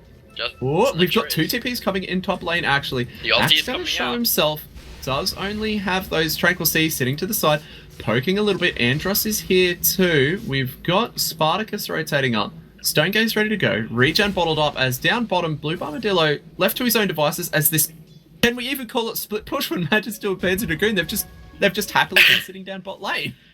They're just setting up a little treehouse there. You know, some friends. Yeah, they Some of them are happy, some of them aren't. Yeah, they're knocking down the little cubby houses of the other boys, so... Little bit of deep push coming in here from Blue Armadillo. Of course, he is completely bereft of mana now. He has just clipped that level 6, but RP looks like it is not going to be shown off for quite some time yet. Why bother? Makes his way down. Now, this is a hero who can deal with Nature's Prophet's treants, moving the axe in. Even if Nature's Prophet doesn't attack you with the treants, being able to get creep aggro with that counter helix sure does cut them down to size. Oh, really does. as it looks like we are having some Mystic extreme issues. Snake! So much damage, that halved CE's HP. We do have some treants up top though. Panzer Dragoon, figuring likewise, decided to go and push top. Just frustrating Spartacus and Leidner a little bit as they get some chip damage on this tower. But, yeah. Okay, they dodged the Mystic Snake. that would have done a lot. I think that might actually... Oh dear! And what? Blue Armadillo just RP'd.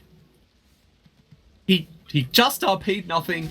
Leidner, similarly surprised by this, pings the ground where he did so, and we'll say no more of that as we've got a haste rune has been popped by our little blue ball. The Searing Chain's coming out onto Magistu. He's making sure the Magnus wasn't a Chinese Magnus. It's fine. Gotta make sure that RP works. Yeah, so that when he gets into a real fight, he doesn't need to second guess himself. He's like, all right, guys, I checked it. It's brand new out of the box. It works. We can fight now. Exactly.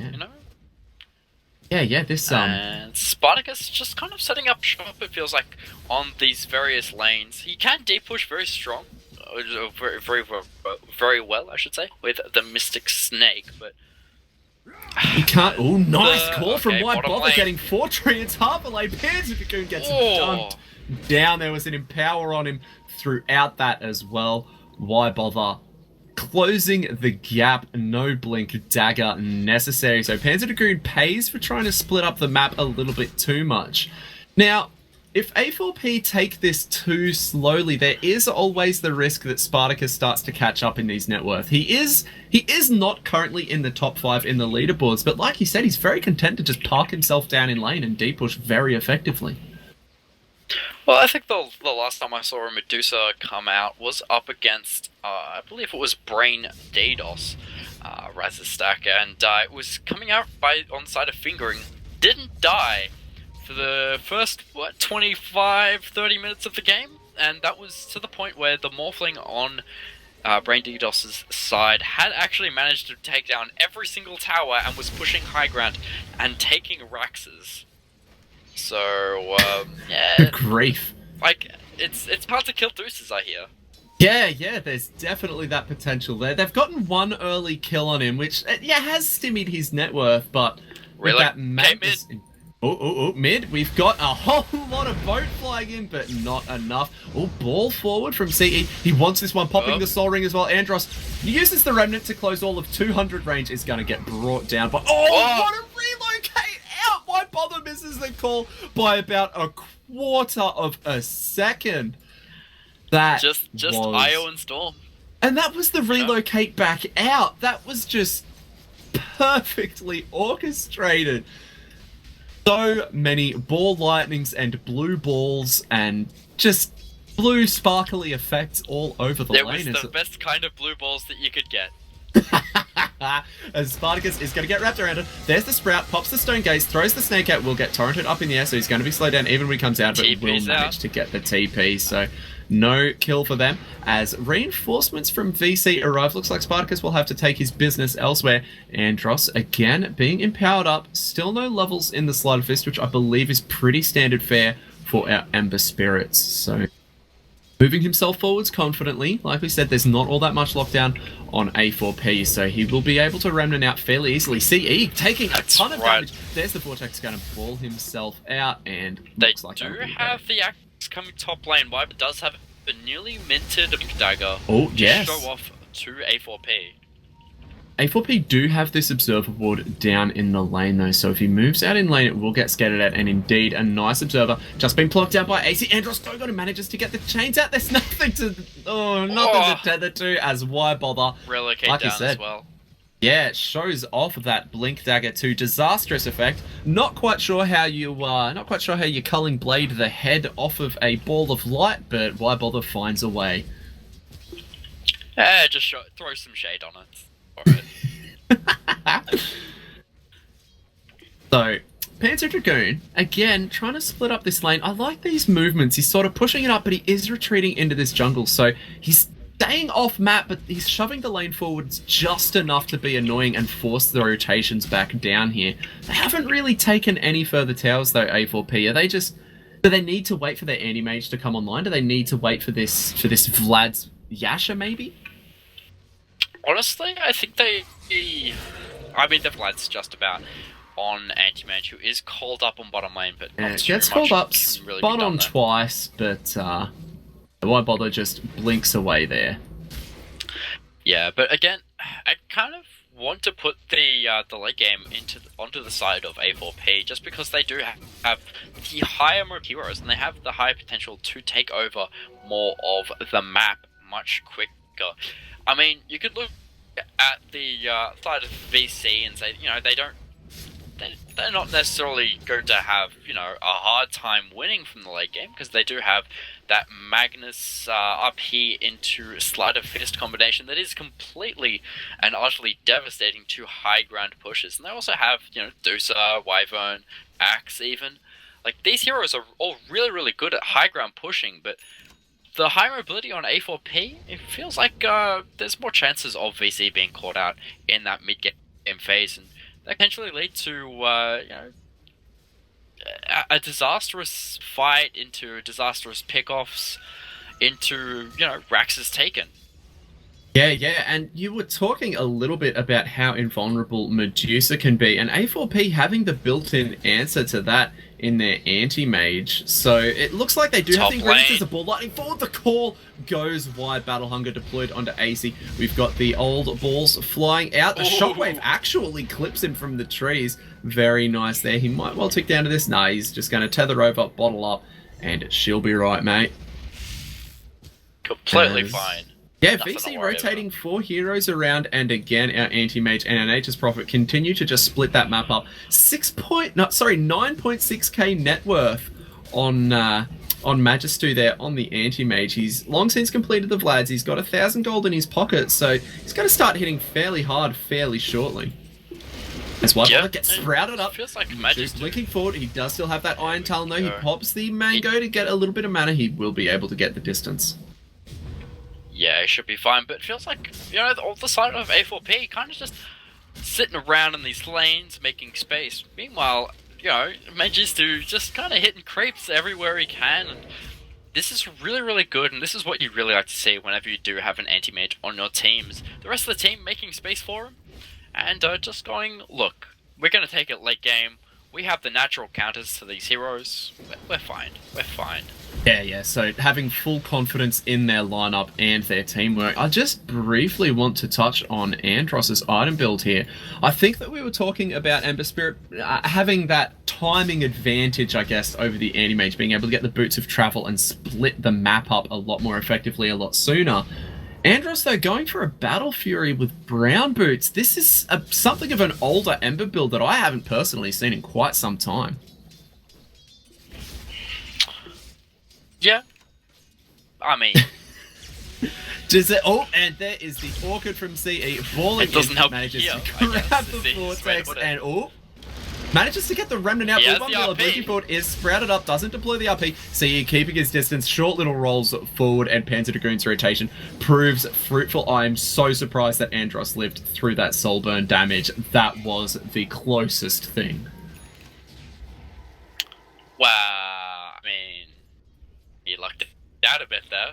Actually surprised to see the Orchid first coming out from CE. I really was thinking, you know, maybe he goes for the Blood Zone first. Yeah, I saw. And he comes straight back to Andross. Man cannot be dissuaded. He's all out of mana though. Whiteball manages to get a call off. The Soulburn will manage to get the kill. The spins though, 2-man boat. A4P are gonna trade 1 for 1 and be happy to disengage at that. And yeah, I saw the Soul Ring and I was just like, oh, fairly standard Storm Spirit stuff. And then all of a sudden, the next time I look, he's got the full Orchid. He's just going balls deep on Andross. Yeah, I'm not too sure about, again, the Orchid first. Bit of an interesting one. It does work well up against the Ember Spirit. It does force Ember Spirit to go for a very quick Manta style after his Battle Fury. Probably going to go for that after his BOTs or something like that. But it will force him to go for it fairly early on. And it's also fairly good for amping damage up against Dusa. Yeah, that is, of course, a nice little treat. So, speaking of our Dusa, she has finished up the Dragonlance. It looks like she's going back for drums, so just sort of massing these early game stat items to try and come online a little bit sooner. Yeah, I mean, whenever, you talk about items on Dusa, you always have to talk about the, and another ball forward, and another stats. silence on Andros. The RP is there. The RP AC got off to the off. side. The relocator's going to come out. CE is saved just barely as Magistu wailing up against Wybother. TN going in blue by Medillo. The winner's curse comes through. CE finds yet another kill.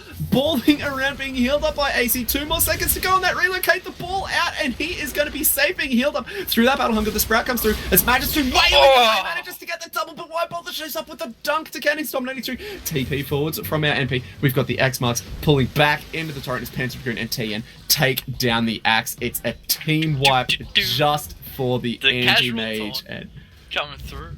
I'm pretty sure 1. that might not have just been BM, because I think those taunts trigger after a team wipe. I'm Trigger on its wipe. Yeah, I'm willing to give Panther Dragoon the benefit of the doubt there. That was exactly what needed to not happen for VC to find a foothold back into this mid-game. So, the two spirits trading their mobility abilities. Just narrowly escaping there. Yeah, I mean, this is going to be one of the things coming into that mid-game is we see the meta style now picked up 21 minutes into the game. This is a free farm anti-mage if I've ever seen. That is some excellent styling, and Leadnar can't put himself into the ice cube when he is silenced up, and cool guys don't look at Soulburn Explosion. CE turning his back on the Wyvern while she pops. That's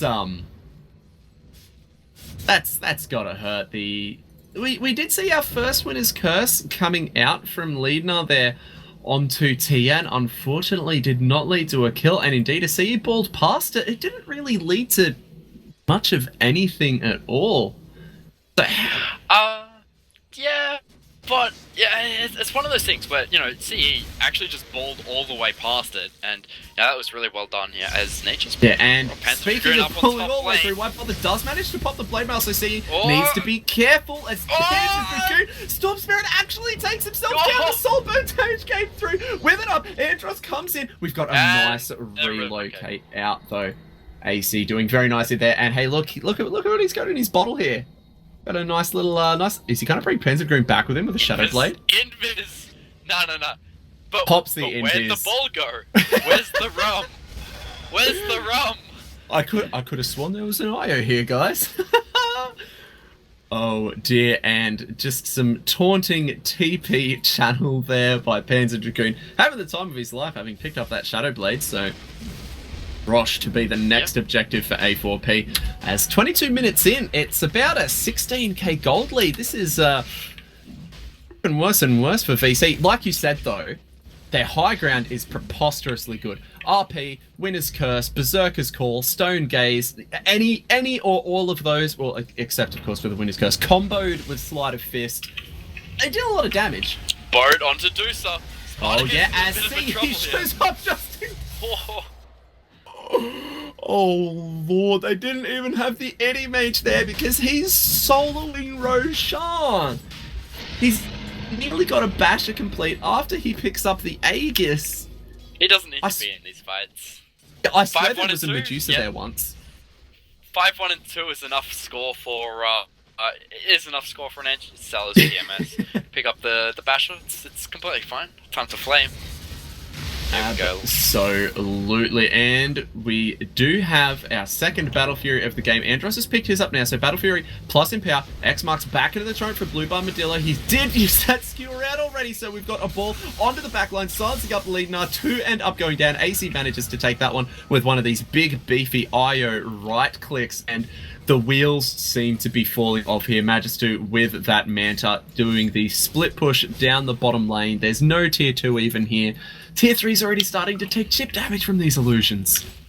Manta's on the bottom lane, Real Hero taking your Ancients and pushing in mid. The rest of the team pushing top lane with an IO as well as Nature's Prophet.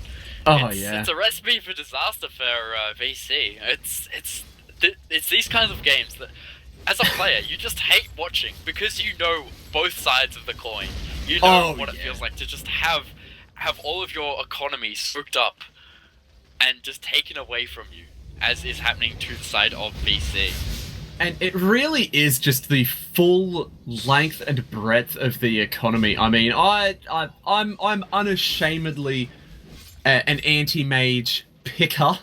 I don't know if that is really a thing to have shame about, but I love watching this efficiency. Like you said, the Manta pushing in the bottom while he takes the jungle, while while the rest of his team are pushing in the tier 2s. There's not a scrap of farm for VC to pick up on their whole side of the map, and this net worth is monstrous on anti-mage.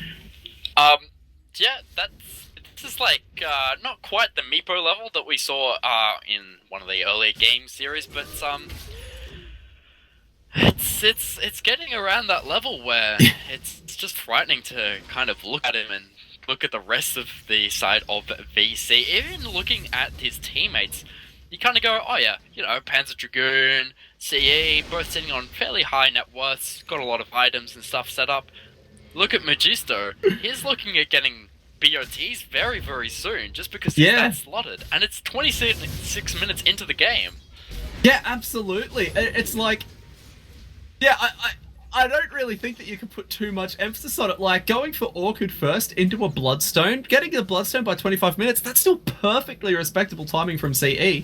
And Panzer Dragoon with the Midas Nature's Prophet, he's got his Orchid, Maelstrom, Shadowblade, a lot of mid-tier items. He's doing very well for himself, but then I don't know that VC have the answers to this anti-mage. Even if they hit every lockdown that they have on him, do they even have the damage? Well, the problem really is here, is that the side of A4P, they have to make sure they get caught out at all in any of their pushes. I mean, the Nature's Prophet, if he pushes up too far, there's a call onto him as well as his Treants. He's going to go down very, very quickly, and looks like Why Bother could certainly set one up if even if TN sits a little bit too close to the trees.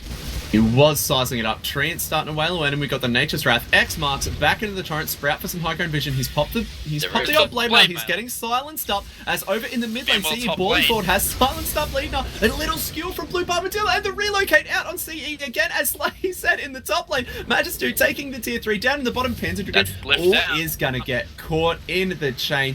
Andros thrown up in the air. Ball forward from CE. This man does not have an off button. The boat going to sail in to the chorus of the Stone Gaze. Andros to be silenced up by the Orchid. See, on the low ground, he's going to turn around and wail away on AZ. Nice Winter's Curse, but Magistu will pick up Why Bother as he is deep inside the base now. The meta point, it's so huge. It's a triple kill for Anti-Mage. Oh, baby, a triple. Mom, get the camera, and he's still got the Aegis. The Forklift is down. The tier 3 on the top lane is barely standing. Bottom lane's half intact. It's a hold, though. The buyback has come out from the Axe, but I props really to VC being able to, you know, hold them at bay for just a regen rune. Come on. Oh yeah, he needed that. That was needed Nettle. Blink forward, nice call onto CE. So, like you, yeah, I gotta agree with you. Props to VC. I think that it's definitely fair and unbiased to call them behind the 8-ball here, but they didn't actually lose any buildings to being pushed in on literally 3 lanes at a time. Did cost them that buyback, but yeah, it's showing great form here, holding. Yeah, pretty much. I mean, this is kind of the what decides if you're a team or not, really, is if you can hold these kinds of pushes, if you can maintain your team status after this kind of brutal early game. And, you know, if you can actually even hold it together for long enough to reach that mid to late game stage where you are a little bit stronger, you know, make those gains elsewhere, make those small percentage plays. And all the side of A4P are just looking for pickoffs, but, you know, CA, he picked up a newly minted Bloodstone. It's down to 8 charges already because he wasn't able to get close enough for any kills. And he's already been picked off. As I said before, you know, you're sitting in a creep wave, you're waiting for an Axe to call you. You know, those small pickoffs here and there, They gonna work in the absolutely favour of make the VC. difference. Majesty, though, being X-marked, there goes the tier 3 in the middle lane. Why bother gets abyssaled up. Huge ball through from CE. Gonna catch him right on the end of that. Little jump just to get away from the ice block as ding ding, in comes the boat. Nice X-mark on the Medusa. Up in the air. Majesty only too happy to remove all of her mana. Oh, beyond one as the Void goes out. Still gets the kill of Medusa. Blue Bombadilla getting down so low. We've got a TP coming in as AC once again. Perfect target for that Winter's Curse CE. Gonna be content with hitting the racks. Majesty though can't be stopped. Lead Knight ends up going down. Panther Dragoon summoning some hide helpers. A nice 2-man. The call gets the dunk out. The Blade Mail. Magister's killing himself. Balling from CE. Magister only just blinks out, but the Aegis, it's gone. CE gets rooted to the ground. We've got some Melee barracks being threatened here. Drum is popped by TN, buffing those treants up. TP in by Blue Bombadilla. He doesn't have that up. He tried to skewer the storm back. It's not enough. Down goes. Megisto's nearly at full, nearly at half health again. That's Get X TN. Oh, nice. Oh, that What was a so jerk. sneaky of him. What an Sometimes you see absolute buildings jerk. and you just gotta hit them, you know. As Heart is now picked up by Megisto.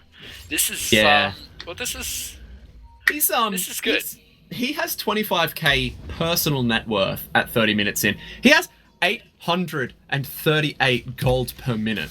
I can't At this moment even, in time, even if he dies, Blue the Bombadillo side nice of to win A4P is still ahead in net worth. It's just... It is monstrous. This has just been an anti-mage game. Like, we saw the Ember pick and we were like, well, there's not much lockdown. Then the anti-mage pick comes out and it's like, oh yeah, that's also going to be a bit of an issue. And That's one way of dealing with the lack of control. I mean, this X mark on Magisto, it's like having, it's like walking your dog, you know? Except your dog happens to be an attack dog and happens to rip apart the buildings, you know? Yeah, and walking it's a leash, tearing your neighbour's house down. And your leash extends across the entire state. Oh, just leaves a little present there for the side of VC to deal with. You get X-marked again, comes Blinking back in. back, a call from your my ranged bother. racks. Gonna hit nothing. Torrent The hitting ball in on from three. CE. What a ravage. Nice boat as well. Only clips on one as the BKB pop up. The Stone Deucer Gate's Rock gonna will come come out. out, Magister though. held in place. We've got a skewer and an up here. Do they have the damage? Oh, the relocate! Relocate! Can we just call AC MVP? I mean, I know that there are a lot of very, real contenders, but has he managed to screw up a relocate? Hits a Dragoon, pushing in top lane. A4P are a well-oiled machine. A lot of splash damage hitting him as down in the bottom lane. Nice Winter's Curse. Why bother? He's going down!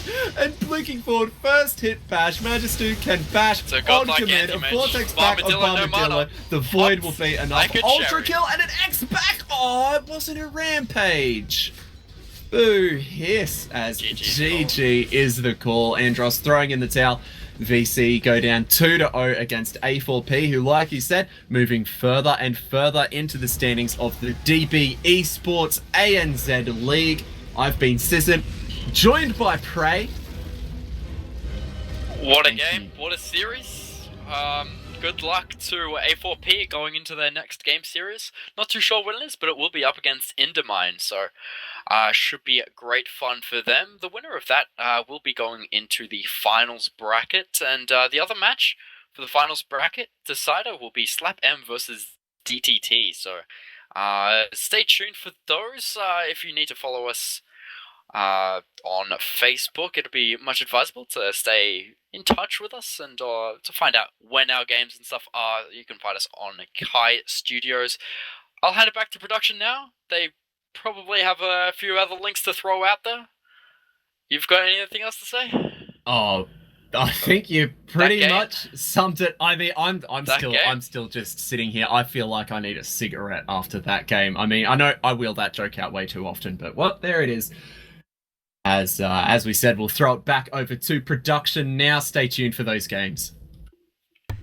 Thank you, gentlemen. Yes, another best of three, convincingly won by one side, A4P. They're going to advance through to the upper bracket. I do have a full schedule in front of me as to what is happening over these next few days. But before we delve into that, I think it was awfully selfless of both Prey and Sisson not to self-promote. You can find Praetorian and on Twitter at Praetorian Dota, and you can also find Czixent, that's Czixent. You can find him on many different social media handles, including, but not limited to, his YouTube channel. Lots of great content there, so check that out as well. Moving forward onto the games we've got coming up over the next kind of week, things are starting to take a little bit more shape. We'll have a look at the... we will have a look throughout the schedule there, and I'll fill in some blanks. I'll fill in some of those teams for you. No game tomorrow, so just to remind everyone, we won't be back tomorrow night, but we'll be back Tuesday night. Now, Big and Black play Brain DDoS. Now, that's the game on October the 4th. That is the upper bracket game between those two teams, and the winner goes into the upper bracket final. Actually, is that... No, sorry, I lied to you. That is the winners bracket final. So Tuesday night, make sure you tune in for Big and Black taking on Brain DDoS. That is the upper bracket final. The winner of that game goes on through to the grand finals on Sunday. So an opportunity for one of those two teams to get in early and book themselves a spot. Championship Sunday. On Wednesday, it's going to be DTT playing Slap M. And on Thursday, it's going to be A4P playing Indomie. So the other three games lined up over these next 3 days. As Praetorian did eloquently say, if you follow us, if you follow Kai Studios on Facebook, you'll be kept up to date with all the action. Make sure you also like DB Esports on Facebook to keep up with everything else as well. As we say adios, goodbye. Kakite ano, that's a bit of a Māori there for all the New Zealanders in chat. I will leave you with some sellout sponsorship, because without the sponsors we would not be able to put this tournament together. So huge shout outs to the sponsors, importantly National Academy of Technology, front and centre, funding, again, a lot of the prize pool, supporting the scene in general, really awesome stuff. Make sure you go and check them out at academyoftech.com.au if you're ever thinking about tertiary study, specifically in the area of, they do a bunch of things. Game development seems to be the most relevant for us, but there's also a whole lot of other cool stuff you can take hands-on learning courses in. Make sure you check out academyoftech.com.au. Huge shout outs to DB Esports. Like I said, you can find them on Facebook and on Twitter. You can click some links below as well to find them. And also, if you've enjoyed the production from the broadcast standpoint, feel free to like, again, Kai Studios to keep up with everything happening there. Without further ado, I will say goodbye, and I'll play the little outro. The National Academy of Technology. Here's a little video of them. Go, the 76ers guy. And go Oceania Dota. We won't be back on Monday night, but we will be back on Tuesday night. Myself and Explosive Fury have the cast of Big and Black and Brain DDoS in the upper bracket final.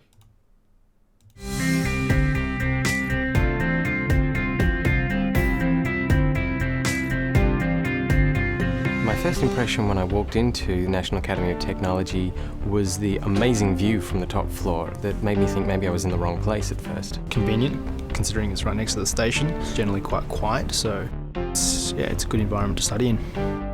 The staff that I met were really great and put me at ease, and then it was comfortable, yeah. I'd already established that I wanted to come here through a friend who was talking about basically the quality of the studies that were here and the things that I could benefit from it, and it was just a really cool vibe. The people here were really down to earth, and it's easy to see them as colleagues more so than you do teachers, which is something that I really like. First thing I noticed was pretty quiet. The games, the Street Fighter, the arcade games were pretty cool to see around when you first walk in. The skills I was most looking to pick up here was actually about app design, because I've got notepads filled with different ideas. I think for me the biggest thing is I've always been design focused, so it's trying to find the skeleton to go with, what you see, instead of being the one that fixes things, be the one that can actually create as well. I'm actually a games designer by trade. I came here with the intention of learning how to do web design, basically create websites for my future game projects.